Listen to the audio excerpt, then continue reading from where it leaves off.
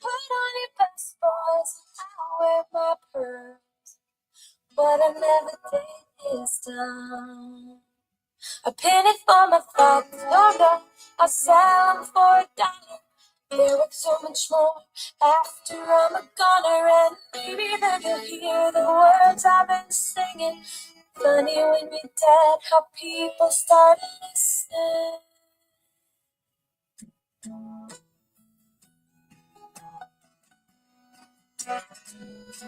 If I die young, bury me in sand, lay me down, the will sing me over, and don't send me away.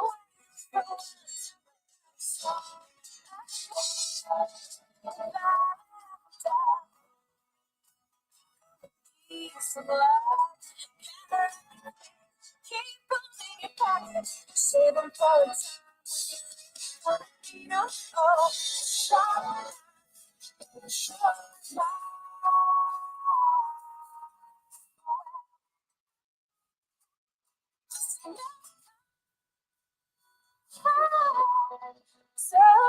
on your best.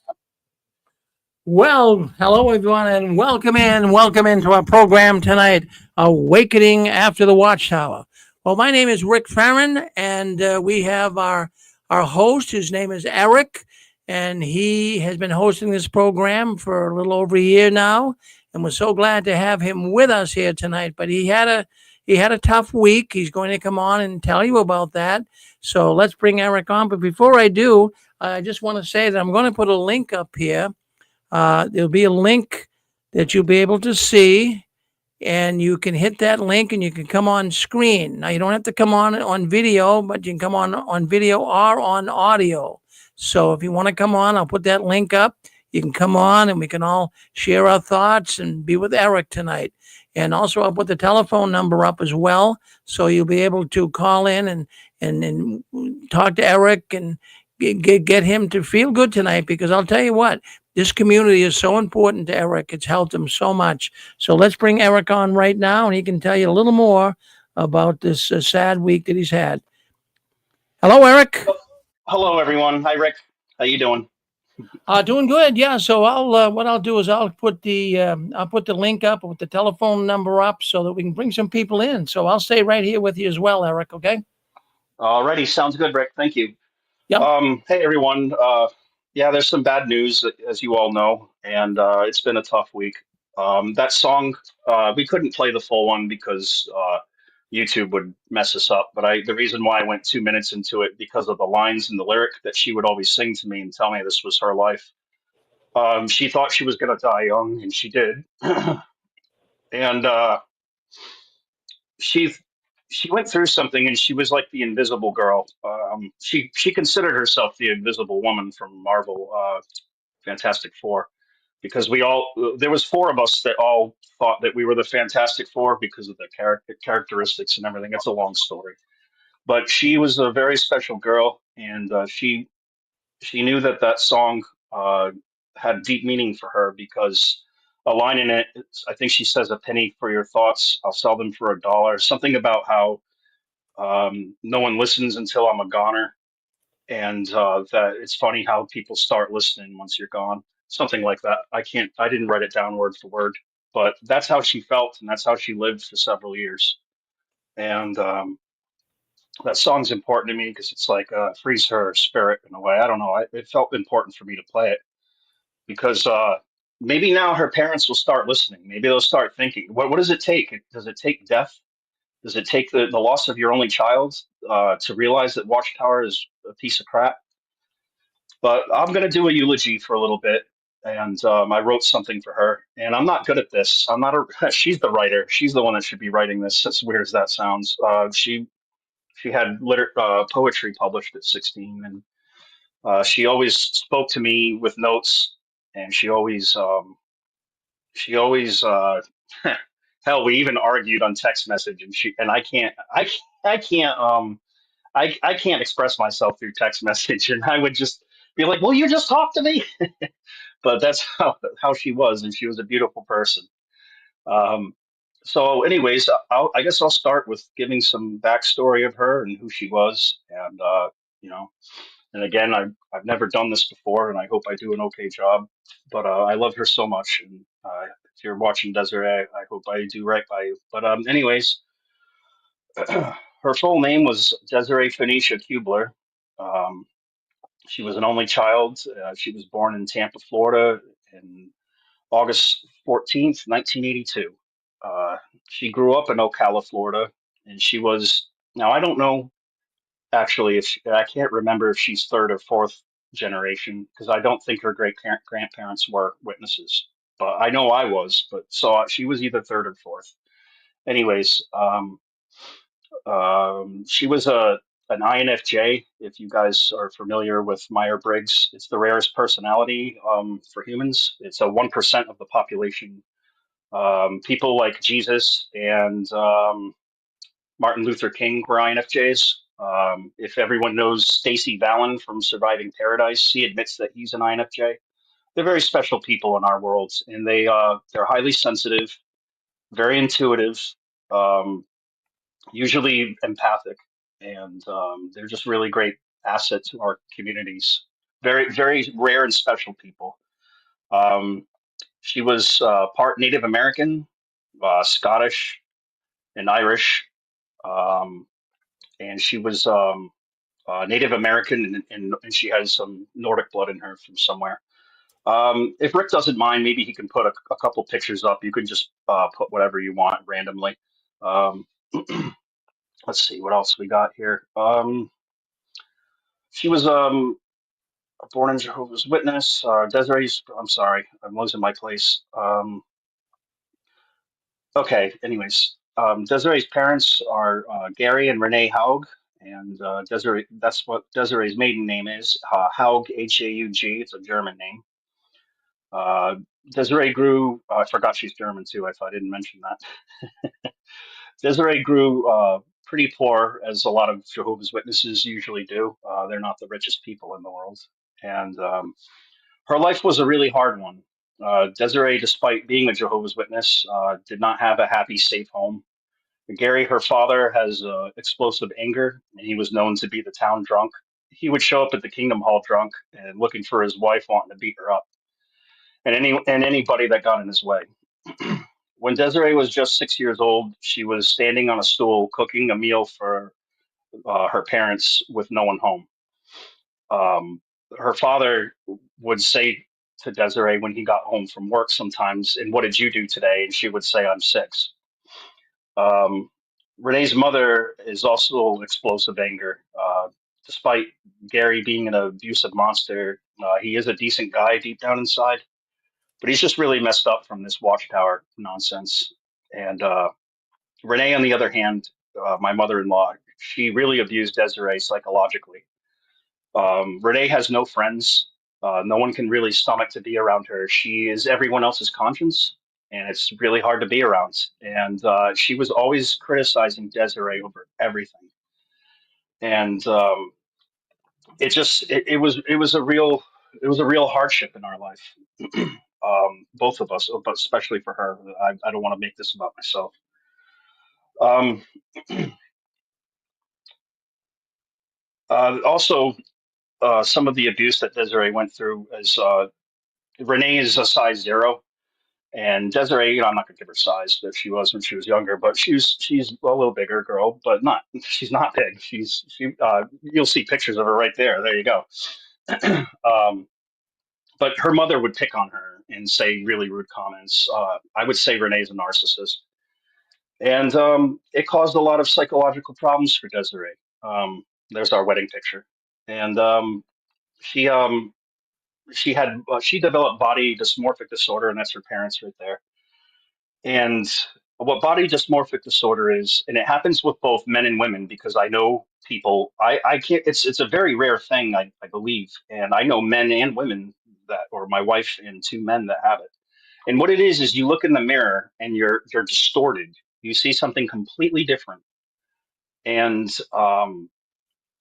a woman usually sees a very fat woman, even though she's not fat. And a man that is like obsessed with bodybuilding, he always sees a tiny guy. And these bodybuilders are telling me, Eric, I'm so small right now, and I'm a really thin guy and tall. And I'm like, then what am I? These guys with big barrel chests. But that's some of the abuse, and then on top of it, Renee, I'm sorry if you're listening, but you have obsessive compulsive disorder, and mixed with that with Watchtower, and always uh, being crazy about always being crazy about making sure that you studied the Watchtower and all of this nonsense. And then the kids, we know how it was raised. We had to do schoolwork too. Um, Another thing too, I'm not insulting Renee when I say that she doesn't have friends. For what she throws out so much negative energy that children run from her. And she told Desiree that the only reason why children like you is because of your red hair. And this is some of the abuse that Desiree's have to deal with over the years. And I know it's a eulogy, and maybe I'm going a little overboard, but I feel like it's important to know her background. Anyways, the house that Desiree grew up in was unsuitable, and she had to, or unstable, I meant to say, and she had to live with her grandparents, and she switched from living with them and her aunt and uncle, and it was never, she never knew which home she was going to stay at. It was kind of chaos, and sometimes she had to go to another school. Desiree's mother is so mentally abusive to her that they can't have a loving relationship together. My wife tried really, really hard, and it's just like she could never really make that happen. Um, Renee tried to control Desiree in every aspect of her life. And one thing I'm going to bring up is just that this isn't normal behavior. When Desiree and I were engaged, we went to a convention, and I don't even know why the mother was mad at us, but she screamed like a lunatic in the top of her lungs, like a screaming woman, like bad, like cussing us out. And this was during the break at the convention in Tampa, I think we were at, and we just had like all the people turn around and stare at us with their jaws dropped because it was just the most explosive behavior and like uncalled for. And I just took her hand, and we ran away. I'm just letting you guys know her and I went through, and this is all because of uh, the Watchtower. Let me get back to where I was. Um, Desiree's mother, nope, not that part. Here we go. I got to turn the next page. Sorry, everyone. Because her mother was so unhealthy and abusive and wasn't always around, she looked to her aunt Renee, who she stayed with quite often. And Desiree eventually looked at her aunt as her mother figure. Raina, a backstory for her, she's an INFJ as well. So picture two personality types, really like clicking. And Renee was a different personality type and unhealthy, where the other person was unhealthy too, but she was much kinder, gentler spirit. If anything, Raina, who's been disfellowshipped 3 times, was the Christian, and Renee is not. Renee is not. She's a false Christian. Sorry, Renee. Um, what else was I going to say? Um, Also, about Raina, I wanted to give that backstory. She's no longer with us. When Desiree was 16 years old, I think she was about to get disfellowshipped for a fourth time, or her life was just out of control. And the disfellowshipping arrangement was the reason why she committed suicide. And the organization, she never felt like she was good enough, and that was devastating for Desiree because that was basically her mother. I mean, she did help raise her. It really hurt Desiree when that happened to her. I know she talked about her all the time and showed me pictures to her, and she told me that if she met me, because she had a feisty personality, she said, "You better be kind to my niece, you little shit." She said that's what she would say to me, and I like that. I like feisty people, and it seems like she was a really good woman and someone who was really hurt by a Watchtower. Um, Desiree witnessed countless violent, explosive uh, or excuse me, countless explosive violence from both of her parents.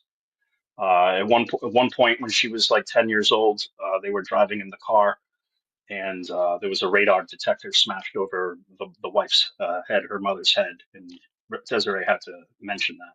And again, I'm not just doing this um, to pick on the parents, but they have to realize that it's not a judgment, but it's like there's reasons why she's not with us anymore, and showing hatred for not thinking exactly like someone else is not the way to do it. But anyways, I digress. Um, I want you all to keep in mind that her parents, for the things that they've done, and they never got disfellowshipped.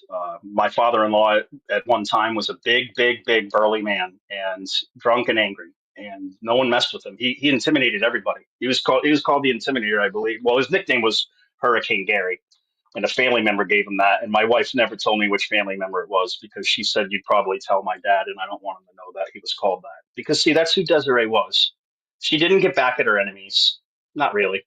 She always showed love, even when people crapped on her. That's one of her most beautiful qualities, patience and love. But I'll get into that more. Um, she did live an incredible hard life, but she always had a smile on her face. And in the pictures, you'll see that. Um, Even though Gary and Renee were so controlling and mentally, physically abusive, Desiree was very thoughtful, loving, and respectful to her parents.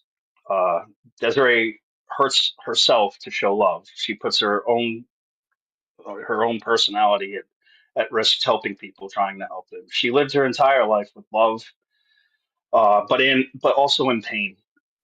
When she was 16, she had some poetry published in a local paper, and she is incredibly gifted at it, at writing.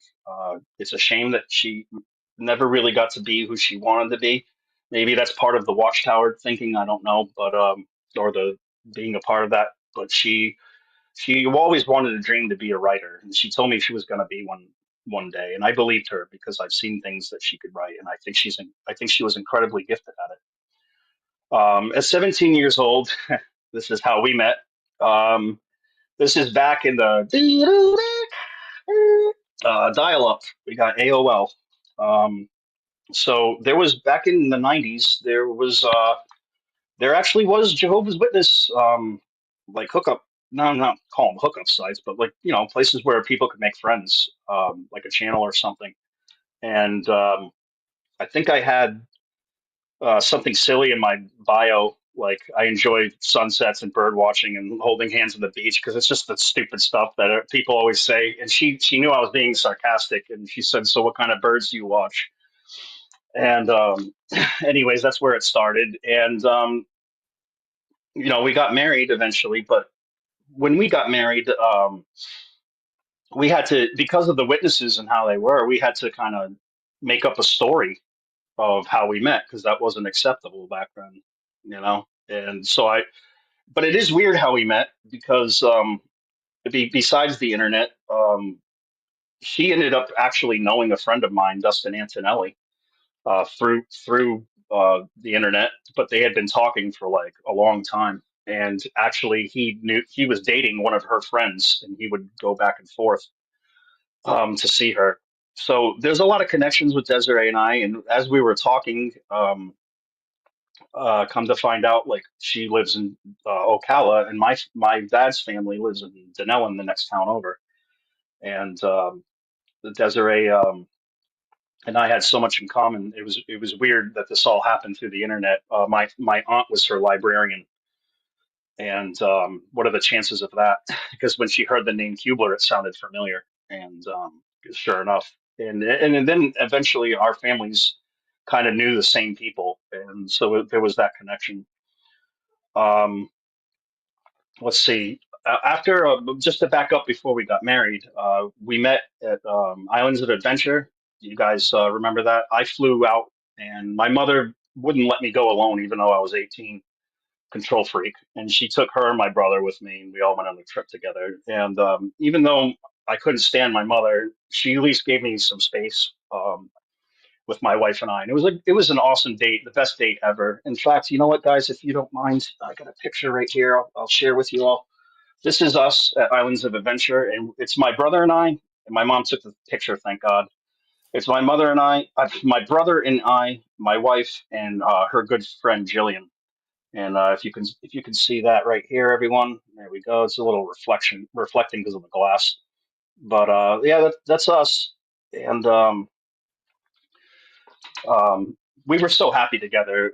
We just connected so well. And you know what was so sad is that when I got home to my grandmother's house, because that's where we were staying, she told me that she liked the other girl and she didn't like Desiree. And I'll talk more about that later. But she never did like Desiree. And isn't that sad because Desiree is such a beautiful woman, just awesome. Um, Anyways, so we got married. She was 19 and I was 20. Um, and life only got harder for Desiree when she moved to Rhode Island. My mother rejected her, and she even conspired with people in the congregation against Des. Friends of mine that, well, I thought they were friends, family members. My Her cousin, who's her age, even conspired it, and they all hate my wife. I have no clue. I do have a reason why I think they did, but it's deep. And they were trying to break us up. Actually, there's many times that my mother said I should leave her. When I think of the scriptures where it says that you won't do not pull together what God is, or do not pull apart what God has yoked together, something like that. And my mom is really guilty of that. And she's gonna be guilty of that forever because she never let up really. She In the end she kind of started to come around, but then that all changed when we became apostates. Um, when we were newlyweds, that conspiracy that my mother did against us, it made us lose all of our friends. We had nobody. We had to start all over. We were alone for a while, which was actually good for our marriage. And we watched so many movies. It was almost like we went to dinner and a movie every Friday after work. I think that was actually a good thing because we were away from all the assholes. Pardon my French. Um, let's see. Um, Also, another thing that happened, just how it may seem petty, but it just shows my mother's hatred for this beautiful woman of mine. Our first anniversary, my mother gave Desiree post-it notes with a clearance tag on it. I mean, if that doesn't say "F you," um, and I discovered the truth about all my cousins and certain people, elders' wives, and this girl Melanie Aguiar and others who slandered Desiree and I and caused so many headaches. These are Jehovah's Witnesses. This is God's people. Mhm. Just keep that in mind, everyone. Despite all this constant persecution my wife she always tried to work with people. She always chose the high road, the high ground, the moral high ground, and she killed people with kindness. Desiree was either really loved or hated. Desiree was a mirror, kind of a metaphor, but a real thing as well. She's highly empathic, and when toxic, hateful, miserable people look at Desiree, they see the horrible traits in themselves, just like looking into a mirror, and they lash out at Desiree. Desiree was very patient. She also cared about her friends and family so much. She was an incredible daughter, friend, and the best wife. If it wasn't for Desiree, I would not be the man that I am today. She was patient with me and helped me to become a much better man than I ever could be without her. Um, a time, a time in Desiree's life, she was wrongfully prescribed pharmaceuticals. She lived life in hell for 2 years. Our lives were really hard back then, and back when she was on these drugs, what happened was she was prescribed. Uh, I can't remember the name of it at the moment. It begins with a T, but she was prescribed something that was for bipolar people and for seizures, which she didn't have either or. And my wife just needed something to help her with anxiety. And it made her anxiety worse. It made her want to drink. It made her loopy. It made her do things without even realizing she was doing it. And especially in the beginning when she had the pills, it was like she was on horse tranquilizers. This just wasn't. This was She went through hell and back on these things, and these brothers are have her in the judicial committee, and there's no what am I trying to say? There's no compassion. They can see how doped up she is, and they're drilling her, asking her all these questions and being hardcore on her. And she just really went through it at this time. And the loving thing to do is just to show people love when they're going through something so hard. It was confirmed from a doctor that what she was on, that there could be a malpractice suit for it because it was extremely abusive and neglectful. And when Desiree went to find that doctor, because she actually was going to do about something about it and sue, the doctor had fled. She couldn't find anything from her, so she just gave up. But, anyways, there is no compassion in this organization. Mark Anter, John Gonzalez, David Gervais, and Jeff Giddy were all cruel, cruel, cruel elders that only cared about the shepherd of the flock of God book and not my wife Desiree. None of these men and none of these men in this organization give a damn about us. They only care about the order. They only care about their organization. They only care about themselves. I wanted to get that out of the way. Um,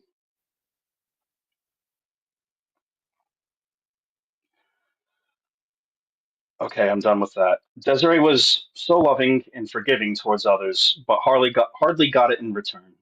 The Riverside and Kent Heights congregation and the Warren congregation ate her alive. You people know who you are. This beautiful woman deserves so much better. I will never be the same from losing such an incredible wife and my best friend. Desiree had such a kind, loving spirit. She was generous and loved to pick people up when they were down.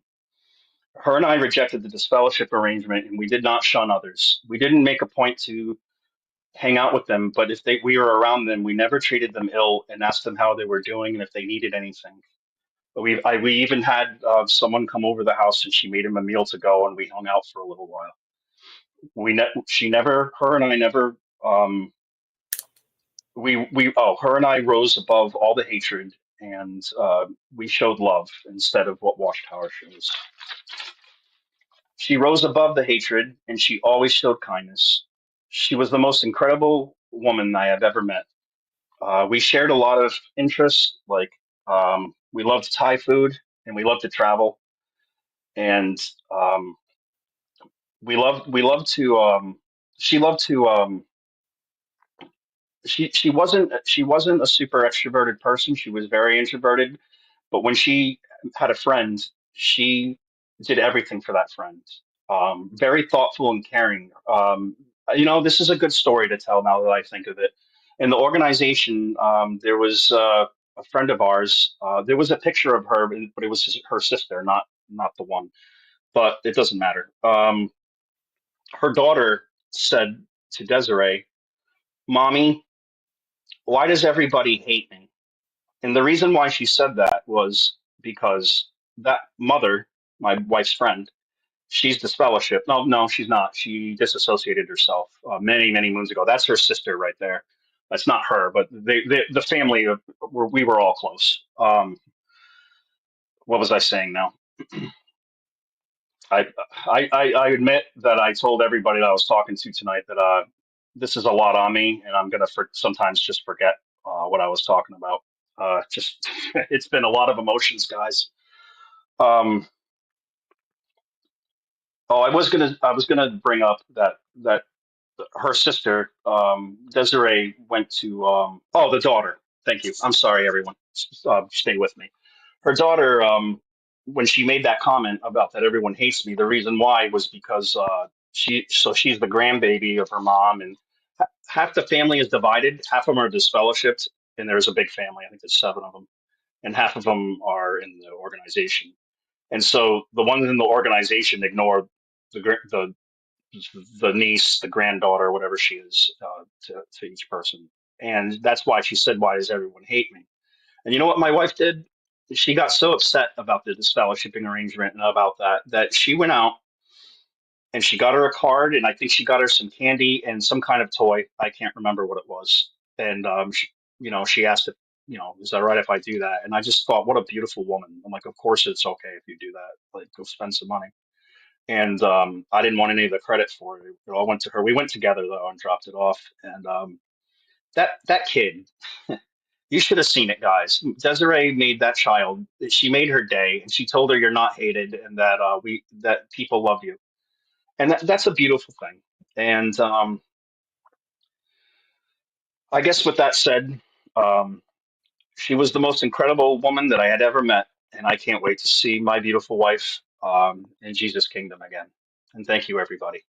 I have some guests on here, and I'll let some people in now, but that's how I feel about my wife, and that's how I was Rick taking care of it for me. Thank you.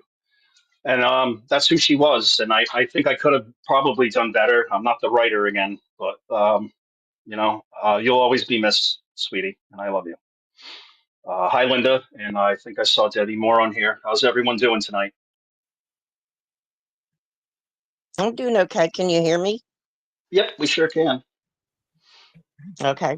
My picture was on there. I don't know what happened Eric, to it. Anyway, Yeah. I want to say I'm Just sorry let for Debbie. your loss. Oh, thank you. It's Pixie. Oh, hey, Pixie, how you doing, honey? Thank you so much. Yeah, and I wish I could be there to give you a hug and pat you. This is going to take a long time, and give yourself plenty of rest. And thank you for sharing the pictures of your very beautiful wife. I'm sure she was Yeah, beautiful inside and out with a she was. tribute like that. You know, the Bible says a good wife is like a ruby. She must have been a gem in every way. She was. She was a very special person. You make a beautiful couple in that wedding picture. You really Oh, do. thank you. I appreciate you, Pixie. Hello, everyone else. Hi, Audrey and your family. Hi. Yeah, I love the picture when you guys. It looks like she's the frosting on the other one there. Yeah, you didn't see the ending of that. I got tagged.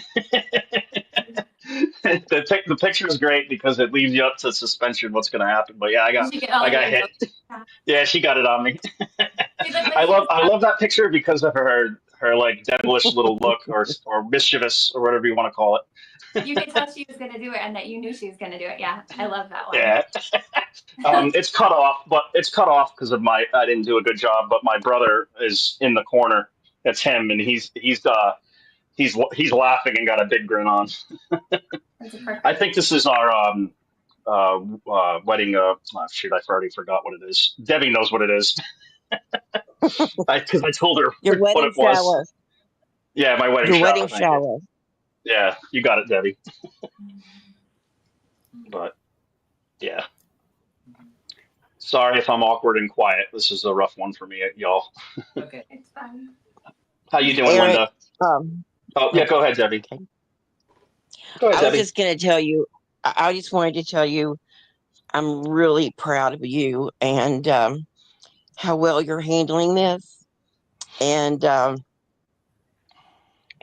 I wasn't sure if you were going to be able to make it through it. Wasn't sure if I was going to be able to make it through it either. But you did really good. You made it. It was a beautiful, beautiful tribute to Desiree. And I'm really proud of you. I'm going to call you my son because you're my son to me. And you're my And I mama. love you very. I'm so I traumatized love by you. my mother, Debbie, that because of Debbie Moore, I don't think negatively of that name anymore. She resurrected it. Because you're such a beautiful person and you've been there for me, honey. Thank you. Thank you, Eric. I mean, Yeah. and this might not be such a positive thing for me to say, but shame on Desiree's family for the way they've acted about Desiree's death. It's incredibly unchristian the way they've acted. Oh my goodness, Skylar. He's going to get his 2 cents for a pin.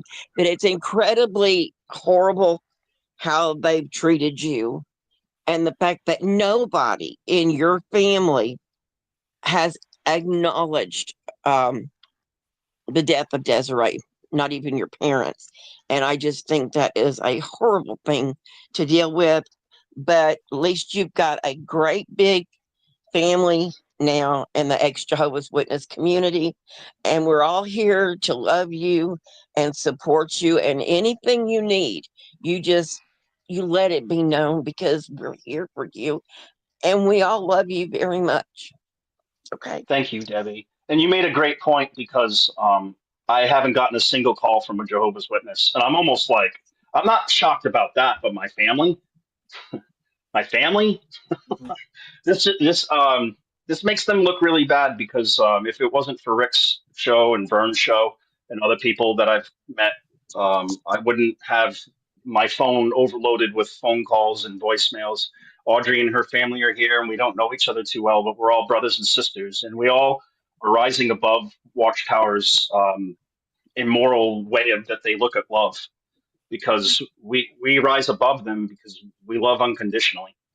And it doesn't matter what faith you are on six screens. It doesn't matter if you are an atheist, or if you believe in Jehovah, or you believe Christ is God. None of it matters. Agnostic and so forth. All that matters is that when Jesus said, you'd be my people, that would be through love. And the Jehovah's Witnesses do not display love. They just do not. They don't know how it's foreign to them. I feel like when I talk about love, like I told my mother one time, because my brother was struggling with addiction, and I said, we fight for the ones we love. We don't give up on them. We don't just throw them away. And she looked at me like a robot, smoke coming out and non-compute. There's a blank stare that they give, because they don't understand love, because they don't have it amongst themselves, because the Holy Spirit's not with them as like they think it is. It's criminal. So, Eric, Yeah.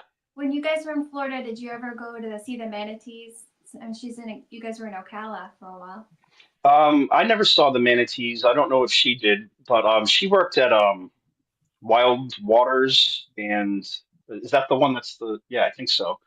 It's not just a water park, but it also had like animals and stuff. So she used to be one of the girls that would like handle the crocodile, like the smaller crocodiles and stuff. It had its mouth taped up, but like she's an animal empath, so that job was like perfect for her. She loves animals, and they always seem to flock to her. But we didn't see the manta rays. No, I don't know if she did, but there is beautiful like springs and stuff, like citrus springs, and I can't remember the other one right now. But like the water is so clear, you can see the fish when you cast your lure in. You can see the fish right at the bottom going for it. Yeah, I used to live in Tampa area. So. Oh, okay. She was born in Tampa, yeah, but then raised in Ocala. Yeah, Ocala's really pretty. Yeah, she hated it there, and I didn't like it either. We called it Ocala. Oh, did I get rid of Joe and Fran? I thought I added them. There they are. Hi, guys. How you doing? Hi, Eric. Hello, Eric. Hey, Joe. You gave such a beautiful eulogy. Thank you. I tried. It's my first one, but it came from the heart. You showed her as beautiful as she is. You really did. We wanted to say, too, that when we came out on our road trip, we got to meet Eric and Desiree in person. We met up at a restaurant, and at first we weren't sure if Desiree was going to come because she wasn't feeling well, but we were so happy to see her and get to meet her in person, and gave her the biggest hug.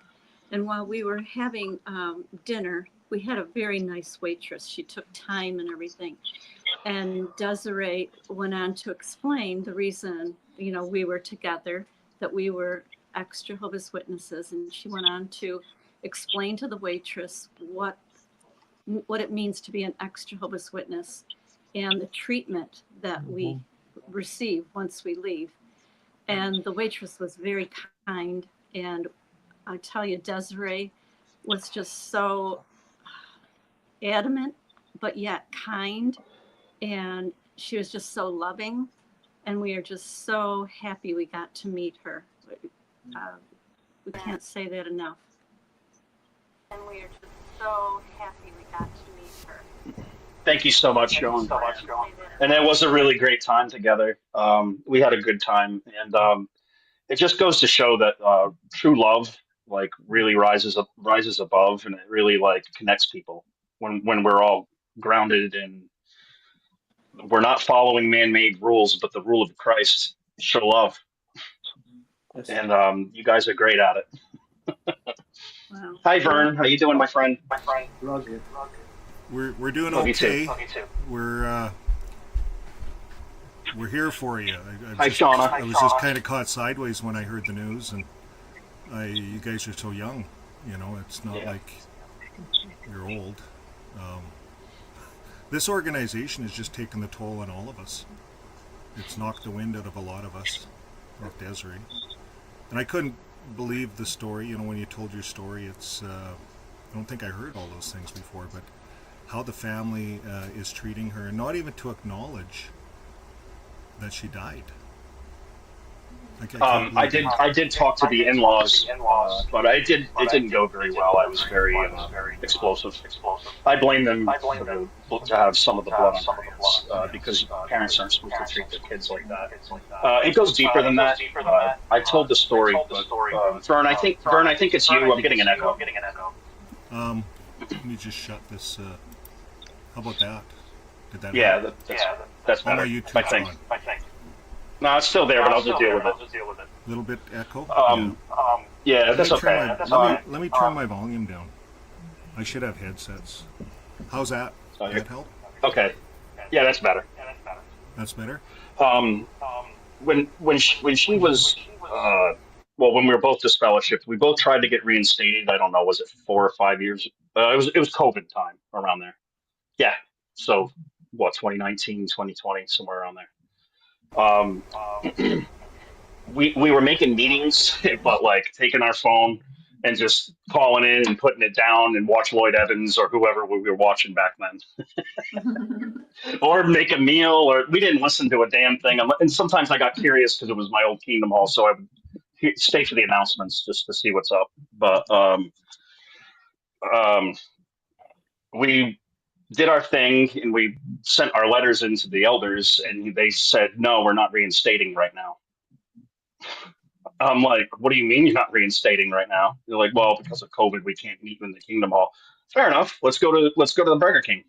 We can't do that. No, it has to be in the Kingdom Hall. Then I said, then let's go to the Kingdom Hall. And he's like, I'm telling you, Eric, we can't. And I'm like, are you still disfellowshipping? No answer. So time went on, and I asked him again, really, you can't, like, the angels rejoice when someone gets reinstated, right? Aren't you keeping that from happening? And he said, Eric, I just don't have anything else to tell you. And I said, you know what? You're pissing me off. When I did this through a text message. And I said, you guys are out of line. You're disfellowshipping people. I know you are. And you won't consider me for reinstatement because of the float. And that's what it ended up being, basically. I mean, I know it's been severe at times, but I had it and it didn't do anything to me. And I know that it affects everyone different. I mean, I've had way worse flus, things that I thought I was dying and went to the hospital over. I didn't go to the hospital for COVID. It was just uncomfortable for a little while. But anyways, I digress. What was I talking about? I keep doing this because of the trauma. Reinstatement. Shit. You talked about the reinstatement. Oh, the reinstatement. Thank you, Audrey. So they told me that I would have to make more meetings now, and that they labeled me as abusive speech because I said the word pissed off. What? I tried to battle that with them, but it just didn't work. And I gave up. I said, sorry, sensitive people. I said, fuck these guys. I'm done. My wife didn't give up. She, they also said in our reinstatement letter that we didn't seem repentant. Because this is so important. I put, hi, I'm Eric Kubler, and I am asking to who it may concern to get reinstated. And they said that it wasn't like deep felt and heartfelt enough. The first time I got this fellowship to put my reinstatement letter, they said I went too long and overboard. So I gave up. My wife kept going. Now she's already sick. She's dead. So she's been sick for a long time. She's very sick. She's giving everything she has to keep listening to the meetings, even though we faked it. And then she met with them. And I think she had to meet. Did she meet once or twice? I think it was once. And they reinstated her. They said, you'll be reinstated. And they told her not to tell a single soul. Nope, not even your family. And my wife said, okay. And she didn't. So this was a Thursday they met. Monday's the announcement, or no, Tuesday or whatever meeting where they had. I don't know. And Desiree gets a phone call, and it's from her mother, not her father, and usually the father calls. My father-in-law is obese, and he has heart issues, so it's a ticking time bomb. So she thinks that her dad is dead, and that's why the mother's calling. And my wife ignored the call, and she sent a text message, and she told her how broken of a woman that she was.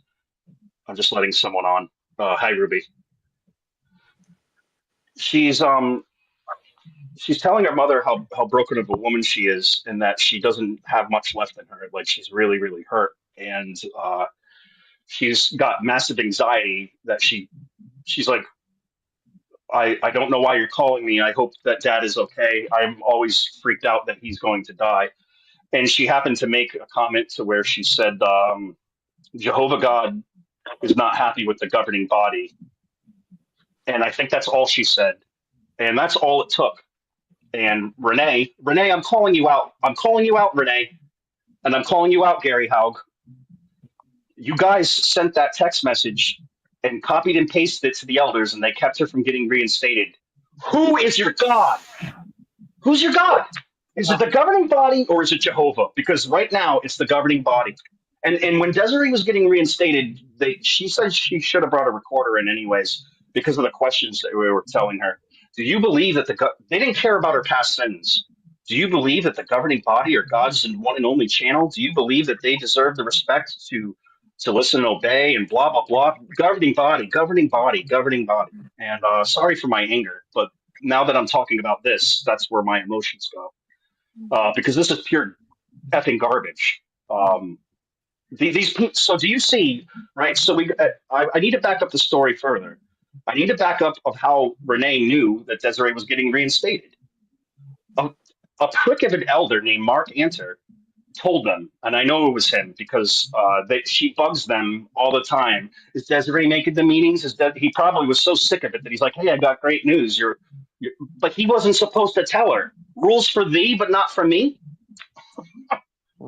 So Desiree can't tell her family, but the other, because there were 6 elders on this committee, 6 of them. So there were the 3 elders from Rhode Island and the 3 elders in Hendersonville, Tennessee. I think that's complete hatred. You don't think exactly like I do. I can't let you be part of our community. I'm going to sell you out. I'm sorry, Gary and Renee. I invited you to this, and if you are listening, how can you see anything else but that this is absolutely mentally retarded? You are worshiping men. You are. All of you are. If you can't see that, I'm sorry. And the reason why my voice is stern, because I'm going to tell you why.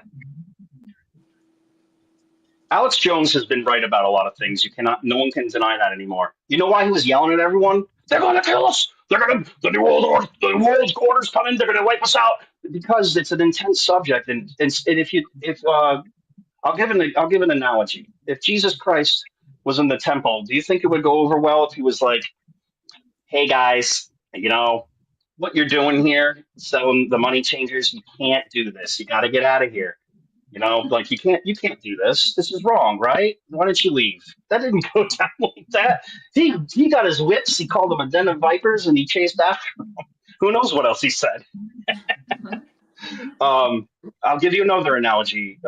Friends of mine that were Jehovah's Witnesses when we were teenagers, we were at the beach, and there was a kid that we were about to throw in the water. A friend of ours, and he goes, "Guys, don't do this. I have all my identification on me. Guys, don't. I have my cell phone. I've got court papers in my guys." And then it took him, saying some F-bombs to where we dropped them. And I'm not saying I'm going to drop F-bombs all tonight, but if my voice gets serious or angry, it's because this is a serious situation and angry, and I'm not the Hulk, but I just want to let people know that what Gary and Renee did to Desiree did kill her. She knew that she even told me I'll never be able to get reinstated again because I don't even have, now that the kingdom halls are open, I don't have the energy to make a meeting. And this is just complete abuse. And the reason why these men are so abusive is because they don't listen to the Bible. That Shepherd the Flock of God book is their Bible. That's their Bible. And this is the consequences of when we listen to men. But that's my little rant, and thank you everyone for listening to me. But I wanted the Eric, people to know that side of the story. Go ahead, Debbie Moore.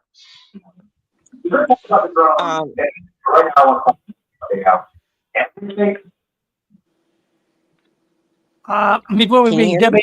on, hold on one second, Debbie. We got a lot of people on Okay. we got a lot of people on the telephone line that might want to say hello, so we'll give them a chance Sure. to say hello as well. Go ahead and hit *6. I believe we got 978. I believe that's Dick Borgie. Yeah, thank you, Rick. Eric, good to talk to you again. I've been talking to you the last couple of days, and both me and Connie want to express our deepest condolences for the loss of Desiree. I just found out tonight that Desiree and myself shared the same birthday. But when we were talking the last couple, You're a Leo? Are you a Leo then? days, I'm sorry? Are you a Leo? That's what she was, if you know your sign. Yeah, August 14th. Yeah. Yeah. And you were saying how how you treated you on her side and your side. Can you tell us how you felt about that, about the way you were treated? Thank you.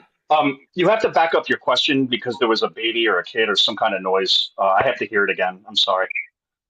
Yeah, I was asking you that we know how your family on both sides have treated you. Would like to hear how does your heart feel after you went through that BS with them? I see. I really am kind of heartbroken over all this because I wasn't always a nice man. If it wasn't for my wife, I'd be a different person. More quick tempered and angry. Maybe it's the Italian side of me and the Irish, but I don't know. All the abuse, it's just unnecessary. I guess like the biggest like pattern that I see in this organization is that people in the organization have a really hard time with self growth, and even I did too. But my wife was patient for me with all my bullshit, and she helped me to be a really better person. She made me smarter in a way because of just opening up my mind to different possibilities and conspiracy theories and conspiracy realities, really, truths. A lot of those things have come true. I didn't stay in my stubborn state, and it helped me to grow out of Watchtower too. Um, I'm sad because love is being restricted from a group of 11 men in New York, and people are buying it. As far as all the abuse, I can say this from Desiree and I are the most proud thing that we are of is that all the abuse on both sides of our family, because I didn't say this part, I don't think, but Desiree and I have too much in common in the organization. We have abuse on both sides of the family, all the way back to our grandparents. We don't. I don't think our great grandparents were, but the grandparents to the parents to the kids, and Desiree and I stopped that cycle.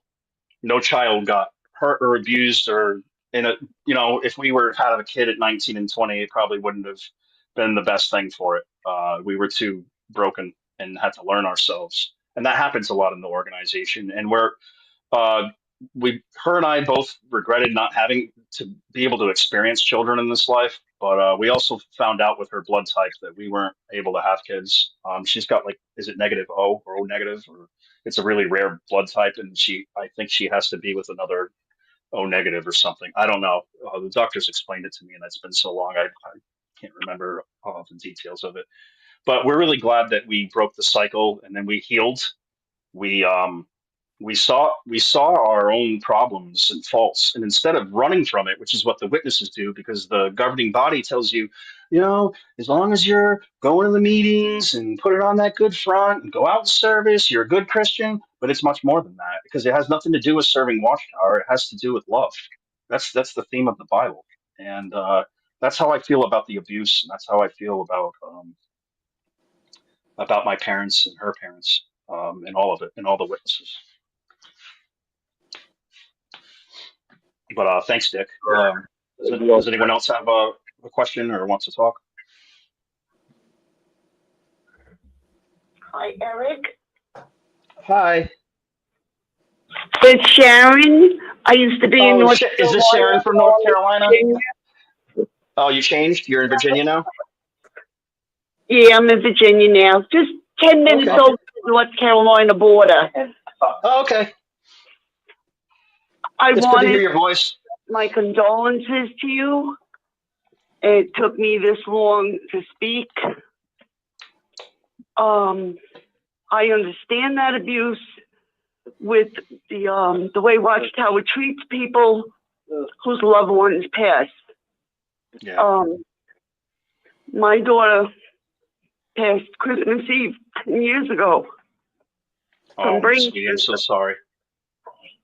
And I've yet to get a condolence from 5 decades of acquaintances or my family that is still in. I totally understand your pain. If you ever needed a shoulder, I got 2. Aw. Mouth, it's big, but I got to listen time to time. Thank you so much, Sharon. I love you. And I appreciate you. I love you too. Thank you, sweetie. And I can't talk no more. I have to go, but I just want to say that to you. And thank you so much. Thank you, sweetie. I love you. I appreciate it so much. I love you too. You guys have been so incredible to me. I don't even know if I was an active witness in good standing if I would get this kind of treatment. Maybe back in the 90s, but it's changed. They've become like the Borg, like the Reddit talks about all the time. Borg is the Star Trek characters that are all humanoid robots and they think the same. But anyways, does anyone else have something to say or ask? Or?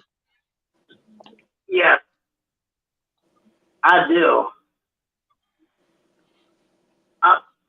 I'm sorry to hear about Desiree, and I thought so much of her. I don't know if I met her, maybe over the line, but I'm grieving for you and her right now. Thank you so much. I really appreciate that. And I want to say about your family, who's about Renee and the rest of his family. Shame on them for treating you and Desiree the way they did. And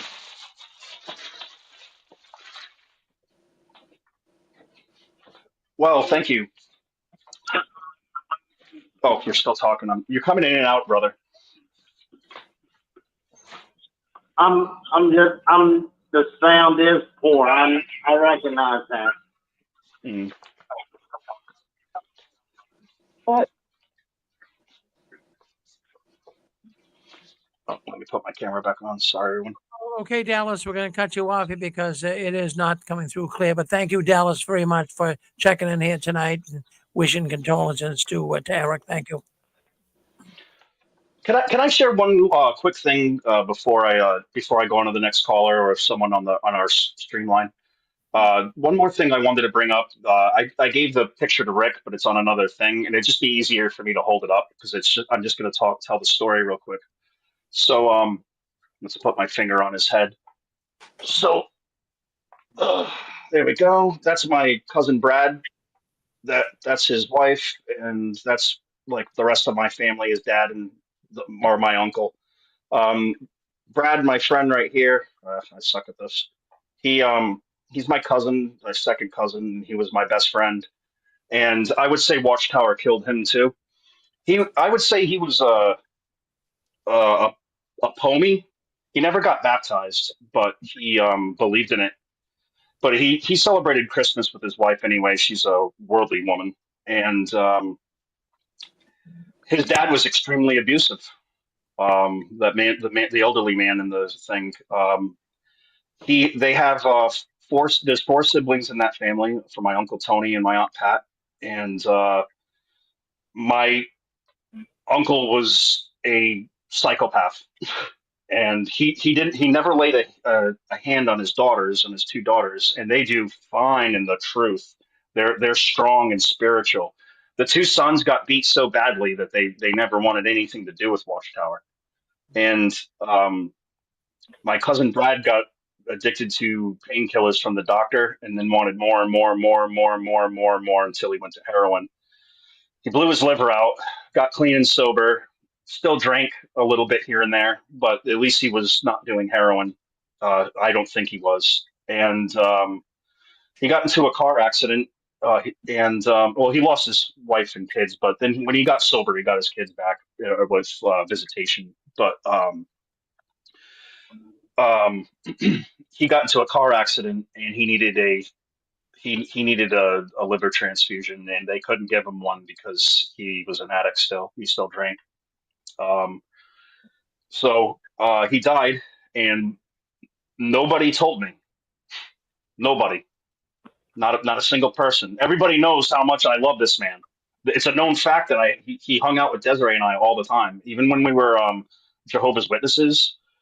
And then when I got this fellowships, we hung out more. But even when we're Jehovah's Witnesses, we'd have him over and drink some beers and listen to some music together.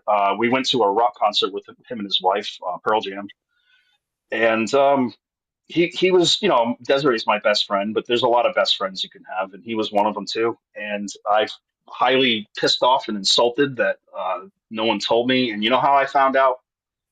Oh, I happened to talk to a worldly family member that's not a witness, never was. The other side of the family, they're not witnesses at all, because my Italian family is huge. And I just wanted to bring that one last point up, that Watchtower's killing people. And Brad used to say, "Oh man, the end of the system of things is going to come because the price of rice went up." the things they do to us. But if it wasn't for the abuse, if it wasn't for, I mean, that can happen in any religion, So maybe I can't necessarily blame Watchtower for that, but why was nobody stopping this man from doing it? I mean, my oldest cousin, Brad's brother, Brian, he's like me, and he don't put up with crap, and he called child services on his father, and he almost lost the children. The father had to tell the kids, "Hey, if you don't say the right thing, you're gonna lose, mommy and daddy." But I do blame Watchtower for this violence because it's everywhere. It's too abundant. There's something wrong with going to the meetings. There's something wrong with putting your family second and putting Watchtower first. It's doing major damage. I'm not just making it up. This is real stories. This is real. Mark Martin on YouTube. He told me, the audience, the other day, that I know 4 people that have committed suicide through this fellowship arrangement. He knows 14. I think I talked to Jerry today, and he said 10 or 11 or 9, or it was somewhere around there. My goodness. I'll take the line back to the callers, or anybody that wants to talk on the StreamYard.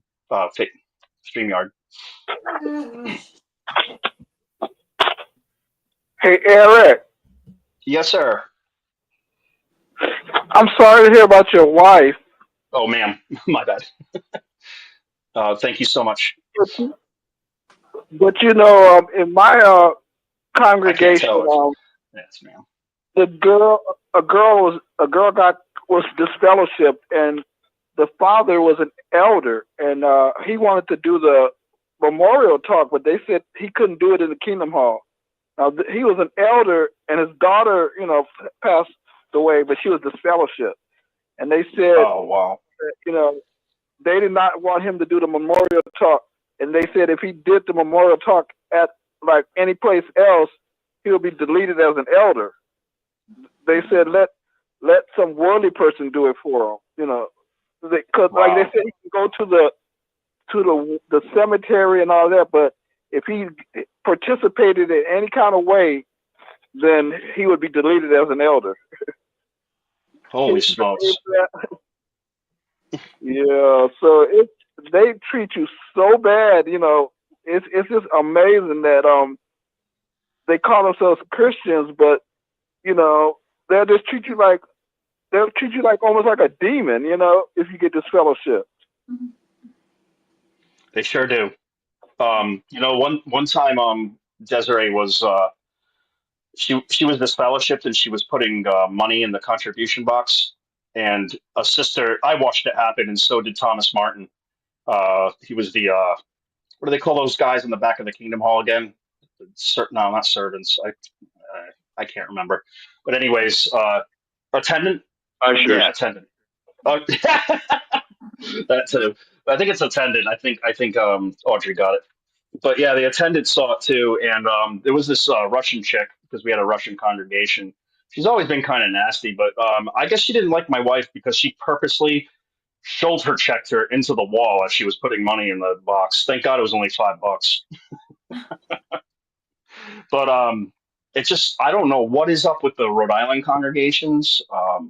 They're very, very, very drawn to the demons. The Warren, Rhode Island congregation has had more child sex abuse cases and people going to prison for it than I have ever seen in any other Kingdom Hall. I have never seen so many situations in New England, like in Rhode Island, where it's like, oh, that guy, you know, he's a you know child pee-pee toucher or whatever, child molester, and they never make the announcement public. It's like, no, there should be a public shaming announcement. If you're going to do it for disfellowship people of cigarettes, and this guy is a registered sex offender, they should be an announcement. Ralph Hero, because that's one of them, is a child molester. Be weary of your kids around him. If you want to come to the Kingdom Hall, that's the price, mother effer. I don't know why we're treating them like they're, you know, like they're just one of us, and like, oh, he's got a problem, just be careful around him. Nah, you know, they should come into the Kingdom Hall disfellowship. That's the only time disfellowshipping should happen. I think Ruby's talked about that too with her uncle, or some problems that they've had. I watched you on Vern's channel. But anyways, I'll shut up now and let somebody else talk. If you have anything to say, anyone. I was going to ask, you said that she wrote poetry. Yeah, she did. Do you have any poems of hers that you could read? Unfortunately, when we left Rhode Island, we lost like 70 or 80% of our possessions. But I totally would if I had it. What kind of? We lost like everything, and it's a long story, but it has to do with our apostasy and just us getting the hell out of Dodge. What kind of stuff did she like to write about? I don't really know, to be honest with you, because I never really. She was such a shy person and so deep, and in fact, I don't even think I know her as well as I should. She did tell me one thing that she gave me an analogy of an iceberg, and you see like the top of it, and it's big, but then you see the bottom of it, it's humongous. And she's like, that's me, and I have layers, but people only see the top, they don't see the bottom. And she was such a deep, complicated, complex, private person that I didn't always get to know everything about her. The type of poetry I definitely love poetry. That's her thing. And the notes that she left me were always just so sweet. She also was a really good cook, and she made me really good meals. She's a good Southern belle, and her family doesn't know how to cook, but she taught herself how. They really don't. It's no offense to them. It's just they're not the greatest cooks. But when she moved to New England, more things that she liked was like Phantom of the Opera, and I took her there, and she liked things like that, and she loved music. We went to so many rock concerts together. Music is part of her soul. Being an empath, she just really, really, really loved music. If I was to describe her poetry through other artists, I would say that song that I played. But that's not really who she is. She really loved the Counting Crows and a lot of '90s music. Um, her and I both have love Jackson Brown, the musician, and we went to his concert. And I, from her poetry, there's a song that he has, "Fountain of Sorrow," and that's one of her favorites. And it's a really sad song. And if I were to describe her writing style, I would say something like that, if that makes sense at all. But we had a lot of fun together, and we got to be free together. And I do want to tell the audience this, that we had a lot of hardships in the organization. It was always something, and it was always some damn elder having a problem with something we did. But the before she died, and this was a long time ago, though, we've always said it to each other, and we bring it up all the time, that the happiest moments that we had was when I was disfellowshipped the first time, and we were separated, and we got back together. And I was living with my brother and my sister-in-law at the time, who was disfellowshipped, and she came in and moved in with us in my room, and it was the happiest moments of our life. We lived in the ghetto, but if you walk 5 minutes from the ghetto, not even like 2 minute walk, all of a sudden you're in Federal Hill in Providence, and that's Little Italy. And so we would go for walks, and then we're on a safe area, and we'd go get breakfast. We'd get some good Italian food. We just spent a lot of time together. We never smoked weed together, but I smoked weed when I was a teenager, and we got high together. And we had great romance together through that, and we had a connection that we never had before. It was the strongest connection we ever had. We were just truly happy, and we hid the fact that we got back together, and it could be done very easily because I'm disfellowshipped. And I think it was like the best. Yeah, no, I don't think. I know it was the best 3 months. I think it was 3 or 4 months, or maybe it was 6 months that we lived like that, somewhere around there. And it was the best time of our lives.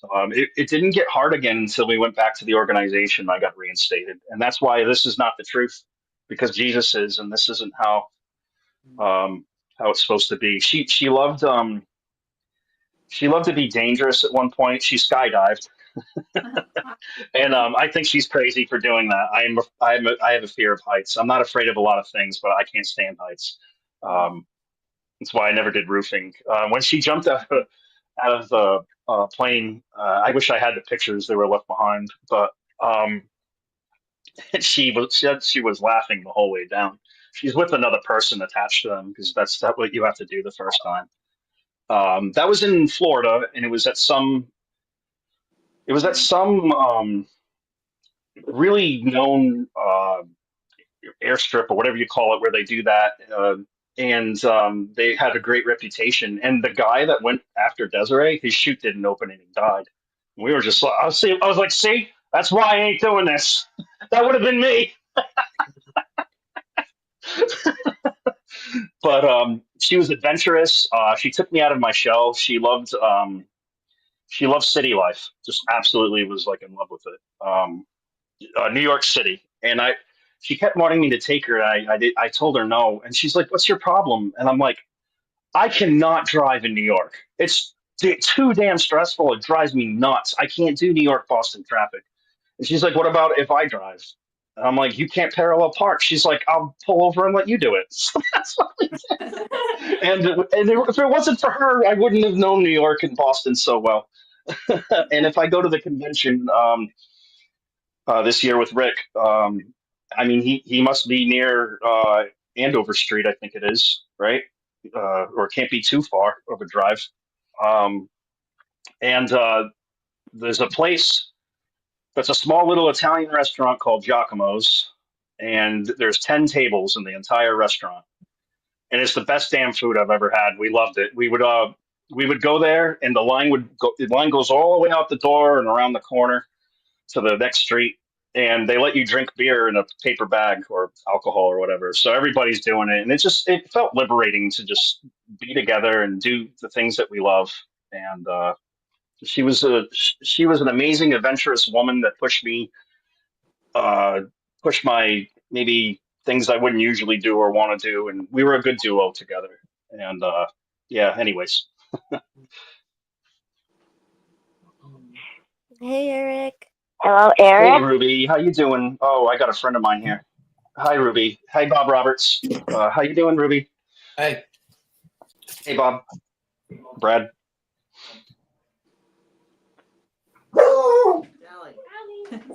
Someone's got their dog going. Hello, Eric. Yeah, hey. It's Susan. Can you hear me? Hi, Susan. How you doing? Hi, honey. Well, you know how Rick and I feel about you. And I'm really glad that you were kicked out of that organization, to be honest with you. I know you missed your family, but I'm glad we have you. I love having you. I love having your show on Saturday night. And I'm just glad to know you as a person. And I didn't really know Desiree per se. I did give her a gift one time, and she really appreciated it. And I sure appreciated that. So she was a good, kind person. And Rick always says the best you can have in life is to have a good relationship with your mate and a good relationship with God. And that'll keep you going. So I hope you continue to do that. Thank you. I really appreciate you, Susan, and I'm so glad to be a part of your community. If I could just share this, since Audrey asked, it's not going to come out good, is it? Because it's in glass. But that's Desiree and her dog, and it's in black and white. And she did that herself. She set up the camera and everything. She was, I forgot that she was a photographer as well. She loved taking pictures all the time. Yeah. I'll share one more thing with you guys. This is something on her phone that she took, and it's of our pets. I don't know if it's going to come out. Let me see if I can. It's not going to come out good enough, I don't think. A little doggy. We see a little bit of it. Yeah, it's not good enough. But it's not. It's just the glare. But anyways, yeah, that's that. Well, Eric, this is Rick. I want to come on and say hello to you. I've been here listening to all these fine people come in and offer their condolences. And it was good to hear Susan on a few minutes ago. But I have to say this, Eric, we got so excited. There's a lot of us that never really met Desiree, but she did come on your program a few times. She kind of worked along with you. And boy, every time she came on, I'll tell you, I'd go running in the other room. I have a little studio in my house here, and then Susan's in the bedroom, and I said, Desiree's on, and I'm serious. I mean, was so glad that she would speak up, and we weren't the only ones. Anne Marie, well, oh my goodness, when Desiree spoke up, it was like, wow, that's amazing. So I sure would love to have met her. I really would have. She sounds, and boy, she's a beautiful girl. The pictures, I've never seen her, but boy, look at the pictures. She was a real good looking woman, and you guys made a really good couple. And I really appreciate, Eric, you sharing memories. See, that's something that nobody can take from you, even though those pictures might have been left behind, or your relatives got them and threw them away, whatever. But you have the best memories, and that is worth its weight in gold. But we're so glad that you could come on tonight and share your thoughts about Desiree. And we all got to know her a little bit better, even though we never met her. And you were really a privileged man to have such a nice lady, Eric. Thank you, Rick. And you're right, I was, and I appreciate you and Susan's kind words. I always love you guys. Thank you. You're really good to me. Eric, I wanted to let you know that King Tony did send you a text message on my behalf because I wasn't able to contact you directly. Yeah. But I got it. I responded back to y'all. Yeah. I wanted to ask you though, you were with us on the New Year's Eve stream. I was wondering if Desiree overheard us, or was she present as well? Did she get to No, she celebrate? was in her room and sleeping, so I didn't bother her. And what had happened is like I think after that, when I was going to bed, I felt like something was wrong. Um, and I felt the need to check on her, but I didn't. And instead, because like she falls asleep to all the time to the sound of rain, like on her Mm-hmm. phone. Like you can just type in like rainstorm, and it'll just play a play white noise in the background. But it wasn't on, and I actually had talked to Jerry, and I told him my concerns, like maybe you should check on her, but I didn't. And I went to bed, but I only slept for like 4 or 5 hours, and I woke up and I just knew that something was wrong, that she wasn't up. And so I went in there, and she wasn't breathing. And I um, I don't know when technically she passed, but um, I try not to bother her when she's sleeping, and it's just the whole thing is just so sad. It's kind of traumatic. It is kind of hard still being in the house, but I had to like throw some things away right away just to get that energy out. But it was I'll tell you this. I know that when people go through this, that like because she bled out and on the bed, I think from a period, not to get too graphic, everybody, but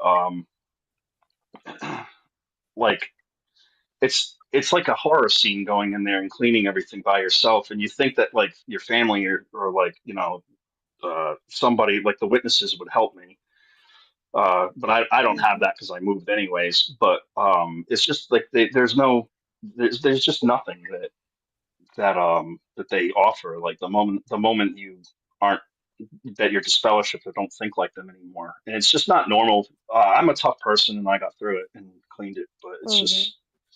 it's just not normal to go through that alone. I know that.